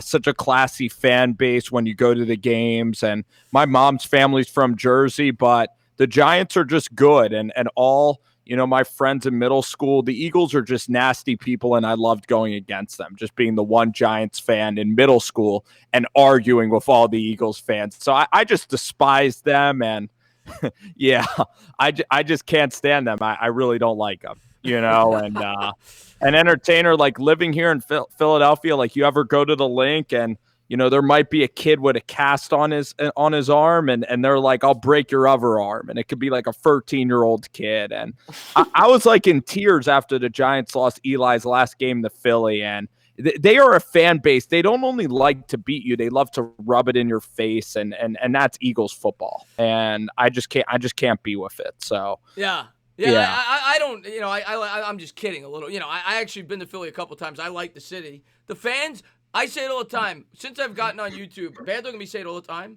They are very similar to New York fans. They're very passionate. We just hate each other's teams. But you couldn't catch me dead in the link. You'd have to pay me a lot of money to go there. I know I'd catch a lot of slack from some of the stories that I've heard. That's the way you would catch me at the link if I went there. Would be dead because they'd kill my ass if I went there. You're a marked man, Bad Dog. Down there, no doubt about that. And we got time, man. Thanks so much for the love, man. $5 donation says, how many divisional wins do you think we need to win for Gettleman to not be on the hot seat? Let's talk about Gettleman. I know Rover's a Gettleman guy. I'm a big Gettleman guy. Big Gettleman guy. What in terms of Gettleman, let's not just talk about the division. Let's talk about in general. We're going to start with OGR. And I know I'm not talking about your opinion. What do you think this team needs to do, OGR, this year for Gettleman to keep his job? I fear that ownership wants a playoff team. I fear that's what they want, and I think Gettleman needs to either be right on the cusp of the playoffs or make the playoffs for him to keep his job, to be totally honest with you, which scares the bejesus out of me because there's been no continuity with this team whatsoever. And we need to keep somebody, because I keep asking people, okay, you want to get rid of Gettleman, you don't like him, he's on the hot seat. Who's coming here? No one. No one is coming here. I hope you like Kevin Abrams, is what I keep telling Giants fans, because that's the only person you're going to get, because we've been an embarrassment of an organization when it comes to hiring and firing guys over the last probably 5 or 6 years, easy. And I mean, that's my take on that. I believe me, I could carry on a lot more. I know. But I want to get everybody's take. I know you could. And Kenny says, Chris, go till midnight, please. I love your voice. Can you guys go 24 more minutes? Oh yeah, I'll do it for hours, so I can go 24 more minutes. All right, we're gonna go 24 more minutes for you guys. We're having a great time doing this. Kid Blue, give me your thoughts on Gettleman. What does it take for Dave Gettleman to keep his job? I actually talked to Kush about this on his podcast as well. We talked about Dave Gettleman and especially ownership. Ownership was a big topic. Yeah, what it takes for me personally, I want to see growth, obviously. I want to see better production. I want to see growth. I want to see development in the players and in the coaching staff. I want to see development in both those areas. But as far as the ownership goes, OGR hit it right on the nail. And I talked about this with Kush as well. We fear that ownership really wants a playoff team. They want to get back to the New York Giants and their success in the NFL. And unfortunately, it's going to take some time to do that. Jerry Reese really screwed up this team. It's going to take a while for Dave Gettleman to really put this team on the right track and be successful and be a playoff team. But listen, we all had our predictions. 6 or 7 wins is pretty much the max that this team is going to get, or at least the region that this team is going to get as far as wins goes. So there's not much you can expect for Dave Gettleman. So what he has to do, just improve from last year, really. Yeah. So basically, what you guys are saying is Gettleman was put in a situation to fail. It's a lose. If what you're saying is accurate, if you think they need to be a playoff team or content to make the playoffs, Gettleman was essentially brought back for one more year to get rid of him. I mean, essentially, because more than likely they're not going to the playoffs. I think you guys would both agree with that. Yeah, ownership just has no clue what it takes to rebuild. I don't think we've ever really went through this type of phase before. So I think they're just getting a little too impatient, and it's gonna be very detrimental to the Giants. Hub, what do you think, buddy? Like KB said, we talked about it extensively on the podcast. I had him on, but before I get into that, personally, for me, all I need to see is progress on the field, not only from the players, but in general. We do need wins do matter. I'm not going to pretend as if they don't and saying that, oh, if we go 4-12 again, we're going to be fine. No, we do need to improve on basically as much sides of football as we can with the players, with wins, all that. But like they said with ownership, the fact that Gelman had to basically go into office and plead to come back for 1 year tells me that they expected much, much more from this team last year. I mean, we all did, but the fact that he had to go in and beg tells me they probably wanted a playoff team or wanted something close to it. And if that's what they want, they're not going to get it. Gelman's going to be gone. And if that's what they want, for the sake of continuity, for the sake of thinking in a rebuild that playoffs is very kind of stupid to expect at this point. My faith in ownership personally is kind of shaken a little bit if that's what they want. Rover, let me get your take, buddy.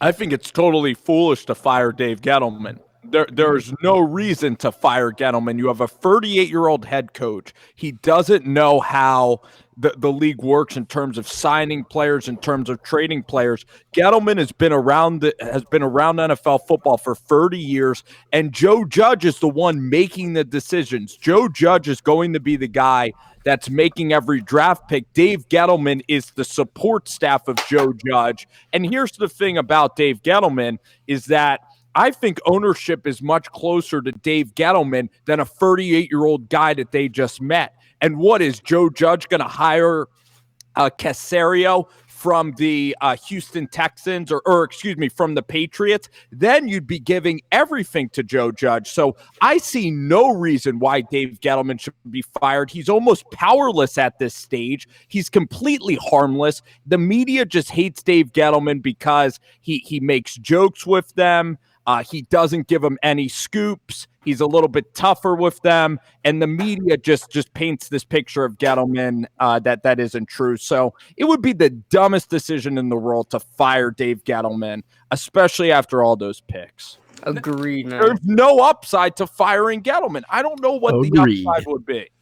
It doesn't make any sense to get rid of him at this point, in my opinion. I agree. My personal opinion, I said it, and I'm going to get the bad dog in a second. I said it when they brought in Joe Judge. I said the fact that I wouldn't have cried, and I like Gettleman. There's definitely some things I don't like, but overall I like Gettleman.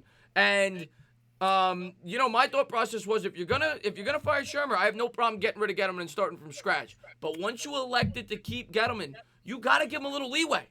You can't just keep firing GMs and coaches every year. Just can't do it. Exactly. You should have fired him this year if you were going to do it. The fact that you kept him on, you got to give him a little slack. But Bad Dog, I want to get your take. Oh, yeah. Well, the ownership sucks. I mean, you start firing coaches and GMs every year. What are you, the damn Knicks? I mean, this is what we do, and we haven't done anything in 20 years. Ownership screwed this team up in 2015 when they kept Reese and fired Coughlin. Should have dumped them both at that time or kept Coughlin there after they spent $200 million on defense. Jerry Reese destroyed this team from 2011 right through 2017. Horrible draft picks, bad contracts. Dave Gettleman took over a team that was strapped for cash, had older players, and had terrible years of draft picks. This isn't baseball, man. You can't be the Yankees or the Angels, the Dodgers, and just the Red Sox say, we're going to go out and buy this guy. We're going to go out and buy this guy. You're going to take all the good players. You can't do that. You have to build through the draft. You have got to give Dave Gettleman more than 2 years of a rebuild before you fire him. It doesn't matter how good or bad we are. You got to give the damn guy a chance to build his team. And like you said, Chris, you can't fire Shermer and then keep Gettleman and hire Judge and then fire Gettleman the next year. What are you going to do with Joe Judge? You can't keep juggling coaches and GMs. You can't do it. The Giants need some damn consistency. Got to Gettleman. Got to. I'm 100% with you. I listen. I want to see Gettleman here for at least another year after this year. Now, do I think he's going to be in the long-term plans? Probably not. He's up there in age. He recovered from cancer. I'm sure they're probably going to have a GM here within the next 3 or 4 years. But I do not want. I know a lot of Giants fans hate him, and I know a lot of Giants fans want to move on after this year. I think you got to let it play out. I'm completely with you, Bad Dog. Kibble, you were going to say something? Yeah, I wanted to add something. And you guys had some fantastic points. If we were to fire Dave Gettleman mid-rebuild, you're talking about bringing another GM who has to deal with the foundation laid by Dave Gettleman just for him to knock it back down, and whatever future GM, he's going to have to rebuild that team in that way.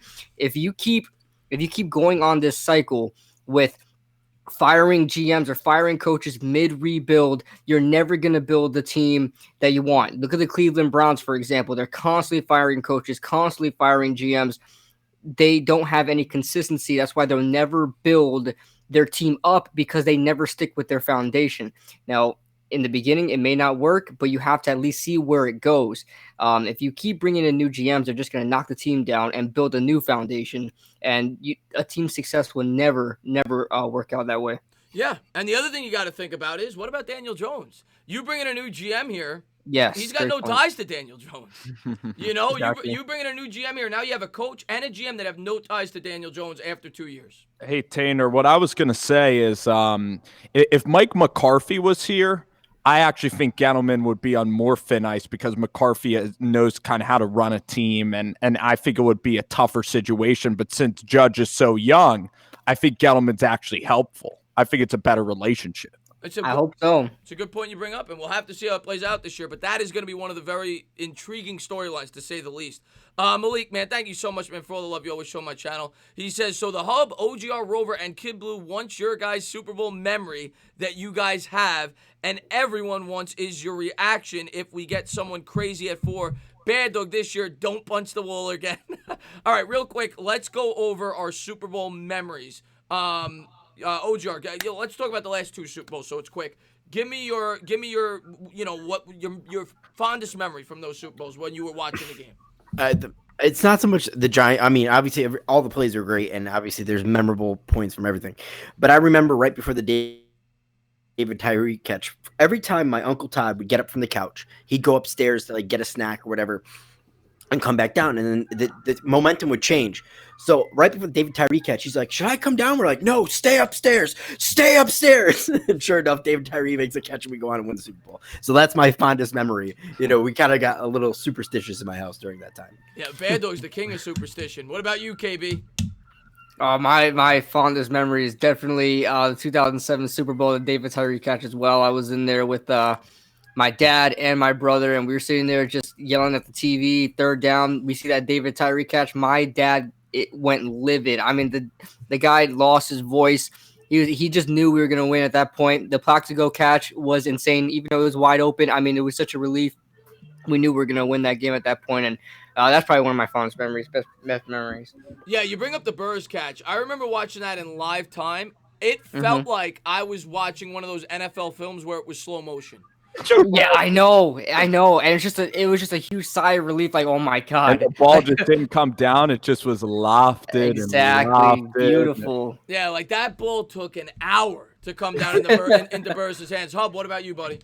Well, since everybody's saying Tyree, I'll go with my second favorite one, which is Manning to Manningham in 2011. And when that catch happened, very similar to Tyree, I just knew we were gonna win. But also, I think that was probably the only year where it's like my entire family watched the Super Bowl, because I'm probably the only real big football fan in my family. But that was the one year we all watched it on TV. Good stuff, man. Who's eating something? I hear something in the background. Who's eating something? I just opened a bag of chips. I hope you enjoy. I hope you enjoy it. Rover, what about you, buddy? Kick him out. Kick him out. No, I'm kidding. But the memories that I have of the Super Bowl, I mean, you know the song that Deion Sanders used to sing about Eli Manning, I believe in Eli. Yeah. Oh, you yeah, know? I love that. I was singing that, and I don't want to brag, but I was fortunate to go to the games, the Super Bowl games in Indy and in Arizona. And the Indy time when Tyree had that catch, I was just smiling because I knew after Eli hit Manningham, I knew Eli Manning was made for it. But with the Tyree catch, everybody in the stadium was so excited, but I just thought it was a great play for Manning. I couldn't really see the catch all that great. And then even after the Plexico catch, I'm the type of fan that after Plexico scored, I'm excited, but I'm not going crazy because I knew that Tom Brady still had 35 seconds. So I was the guy that was the hold me back kind of guy. You know, like I was kind of like just trying to stay really calm during that moment. And then I think one of the craziest plays of my lifetime was the Hail Mary that Tom Brady threw. He converted a 4th and 15 to Deion Branch to even have a chance at the Hail Mary in the 2011 game. And that was the scariest moment maybe of my life, was seeing Gronkowski crawl in front of that Hail Mary. If that would have happened, I probably would not watch any more football again. The camera angle that they showed it from before the replays, I thought he was going to catch it. I thought he was close enough to catch it. And one thing I often think about with Gronkowski, he was very, very close. He wasn't. Yeah, go ahead. But one thing I often think about with Gronkowski in that play, in that game, he had a hurt leg, right? He had something wrong with his leg. Yeah. If he was fully healthy, does he come up with that? I've thought about that in the past, but thankfully he didn't. Bad Dog, what about you, buddy? Don't think about that, Chris. And then the other thing is, I'm the only guy in here old enough to remember all 4 Super Bowls. I remember all 4 of them. 2 things that stick out to me. Number one, the first one won in '86. I can remember my father, huge Giants fan. He was born in '54. He passed away about 5 years ago. God rest his soul. But he said to me, he had tears in his eyes. He says, kid, he said, listen, he said, enjoy this because you never know when you'll see it again. I'd watch the Giants. It was my 3rd year watching the Giants. They made the playoffs in '84 when I started watching them. They made the playoffs in '85, won in '86. I didn't live through the '60s and '70s like he did. So that always stuck out of my head, just like when I first started watching, we said, kid, watch 56, watch Lawrence Taylor, just watch LT, just watch him play. So, that was the other one. And then obviously 2007 was amazing. Everything about that run was amazing. The Tyree catch is something we'll never forget. 2011, again, talking about the superstition. Every morning, this was the first trivia question I ever had on my channel for the giveaway. I ate cinnamon rolls before every game. Cinnamon rolls for breakfast. I would come down here and watch the TV. I had a crappy TV down in this basement, and I watch it down here. Every week I did that. Cinnamon rolls for breakfast. Gotta watch TV here. Would not go to the Super Bowl party. Would not do anything. I had to watch it here. Left my buddy's house. Said, I got to go home and watch a game. And after every single game that we won in the playoffs, I called my dad and said, Dad, we got another game. Dad, we got another game next week. Dad, we got another game next week. Well, in the Super Bowl, I said, Dad, we got another game in September, and when we play again, we're going to be world champions. There you go. Love it. One other thing, people talk about Manningham's catch. No, that wasn't Manningham's catch. That was Eli Manning's throw. You'll never, ever see a better throw by any quarterback in the history of football than that one to Eli to Manningham. That was unbelievable. That's all Eli. I wholeheartedly agree, man. That Manning throw was probably one of the best, if not the best throws in the history. I think it's the best when you factor in the situation. And I said this on my stream the other night. I think Gordon asked me about it. The throw aside, obviously the throw is as good as it gets in the situation. But how many quarterbacks even attempt that throw the first play of the drive with 3 minutes to go in the Super Bowl? Just the guts to release that ball. I was just in shock. And, that's the one that sticks out to me. That, to me, is the greatest play in the history of New York Giants football. The throw to Manningham. Sorry to interrupt you, but I want to bring up 2 real quick points. Whitney Houston and wide right. We cannot end this stream without talking about Scott Norwood, or at least bringing it up. Scott Norwood, wide right, because that's probably one of the most memorable moments in Super Bowl history, and then obviously Whitney Houston and At the, the halftime. National. Yeah, the national anthem. Yeah. But of all the Super Bowl teams I've watched, the 1990 Giants, they are my favorite. That is my favorite Super Bowl of all of them because just I hated the Niners so bad, and to knock them out, and just to hear Pat Summerall's call, there will be no three-peat. I mean, it gives me chills. Matt Barr kicking that field goal gives me chills. And then Scott Norwood. The funny thing is, you watch NFL films, that kick looks like it's good all the way. He shanked it the whole way. That is right the whole way. If you go back and watch the game, that never had a chance. It rode right the whole way. He was not a good kicker on grass. I think he was like 1 out of 8 in his career, over 40 yards. So it's not like he, It wasn't a chip shot. Yeah. No, it was. It was 47 yards of natural grass. He wasn't a good kicker off the grass. But yeah, that I love that. I mean, it's just they're all special. They're all special. Oh, of course, man. One advantage of being old is I got to see all of them. Yeah, my only memory about the only thing I remember at the Super Bowl, because I was 5 years old, but I remember my dad. We were at a party of the 1990 Super Bowl, and he couldn't watch the kick. He went into the bathroom, and he didn't know that it was wide right until he heard everybody screaming. That's my one memory, but I don't remember the game that well. Obviously, my memories are the 07 and 11 where I feel him, Chris. I understand that because when they did when Manningham made the catch and they went to replay because they replayed the Patriots challenge it or whatever. I did the same thing. I went in my bathroom down here. My wife is down here. I'm like, I can't do that. I'm like, my heart can't take this. And you mentioned the Gronkowski thing. You can't see where the ball is. So when he heaves the ball up, I'm screaming, "Where's the ball? Where's the ball?" And then I see it go out of the back of the end zone, and I just drop my knees and I exhale.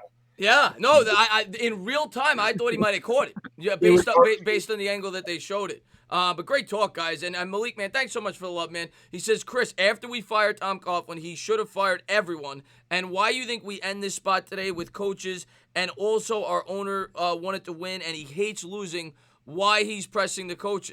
Listen, at the end of the day, we're on. Thank you so much for all your generosity, Malik. I really appreciate it. But at the end of the day, we're all in agreement that they should have cleaned house. They shouldn't have just fired Coughlin and kept Reese.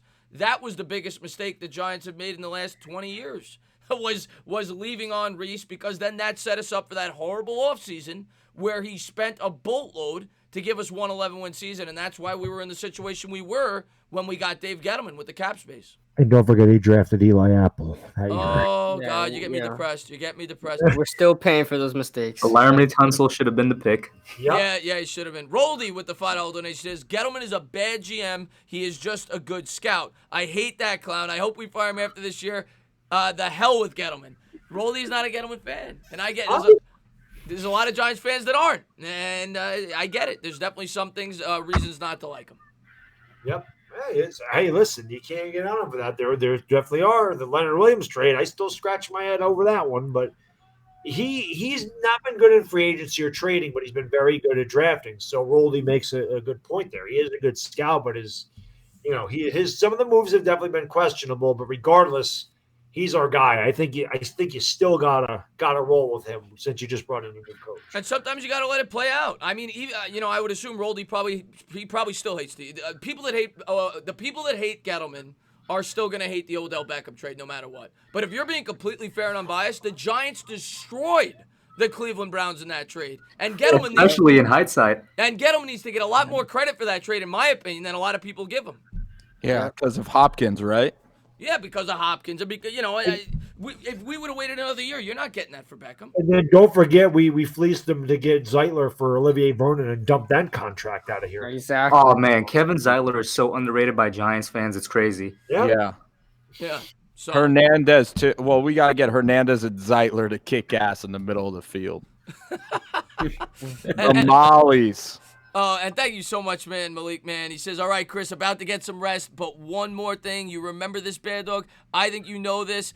What we're going to do, we're going to stomp them out, he's talking about. Of course, the Michael Strahan. We're going to stomp them out. That was great. The ballin'. Yeah, the bowling. Yeah. Absolutely. That was great. And Lax, man, thank you so much. He says, anyone who thinks they should fire Gettleman is an idiot. Firing him would be the biggest mistake they could make. I don't like to call anybody idiots over sports. And, everybody's got their own opinion. Everybody's got strong opinions. I get why some people may not like Gettleman, but at the end of the day, I think we all agree that it's not in the organization's best decision. All you got to do is look at Madison Square Garden with the New York Knicks. Ugh. It's not in the organization's best decision to keep flipping everyone. And I get New York. They want instant results. But at the end of the day, sometimes you need some stability, especially when you're in rebuild. Ugh. The Knicks. Yeah. We got to talk about the Knicks. Yeah, don't depress me. It's already depressing enough with everything that's going on. Yeah. That's why I make it worse by bringing the Knicks into a great stream. This was so much fun, man. I loved doing this. We're going to close this out in like 5 minutes, guys, but I absolutely love doing this. I wanted to do this before the draft, and I think this went so well. We'll do it on Bad Dogs or OGRs or Kid Blues or whatever. We'll flip channels, and we'll try to do this every 2 weeks if you guys are up for it. I'm definitely up for it. Yeah, I had a blast, man. First off, I want to say thank you to everybody that we had over 400 people pretty much the whole stream. So I want to say 500 sometimes. Yeah, and I want to say thank you to everybody that was here with us the entire time. All the donations, all the thumbs up, all the subscribers. I hope every one of you guys check out all these guys' channels. Show them some love. Go over there, subscribe, check out their content.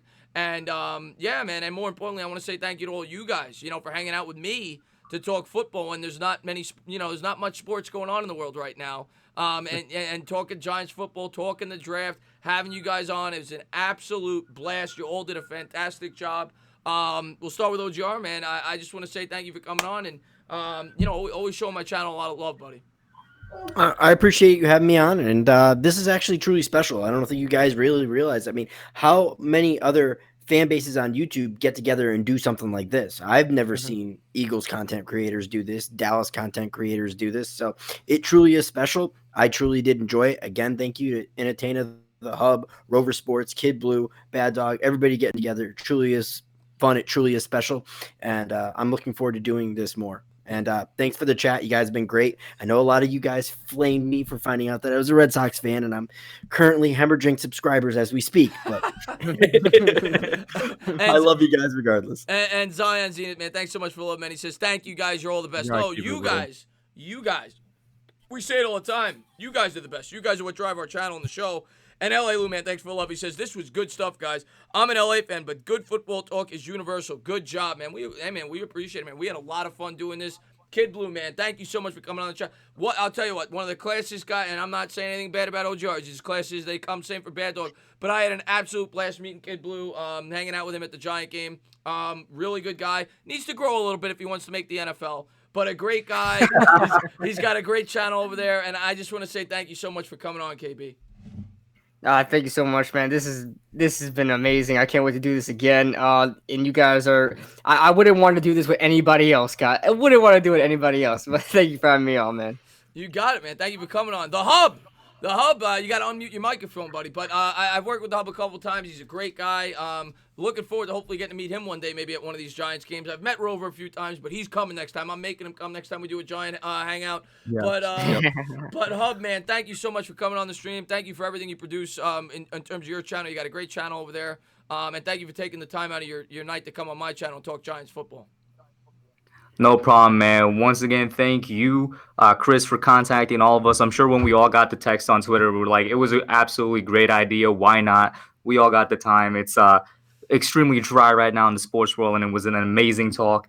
Thank you to everybody on the panel for having me on. I mean, like, I'm the youngest channel on here, so you guys, one of the super chats said it was like the Avengers getting together. For me, it was truly like that, because before I made my channel, you guys were the ones I watched, so it was really an honor coming on.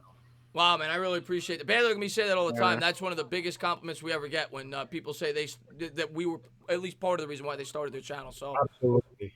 Thank you for that. Rover, one of the first guys I ever worked with on YouTube. One of the nicest guys. We talk all the time. Great guy. Love hanging out with him. Hopefully we get to hang out again when this is done. This whole thing going on in the world right now. But Spencer, man, thank you so much for coming on the channel. Thank you for great conversation. Always bring a lot to the table. Sometimes you go overboard with your hot takes, but we love you for it. And man, Rover, man, thanks so much for coming on and talking Giants football. I gotta keep it real at all. I gotta be myself, and I don't want to regret, not saying anything.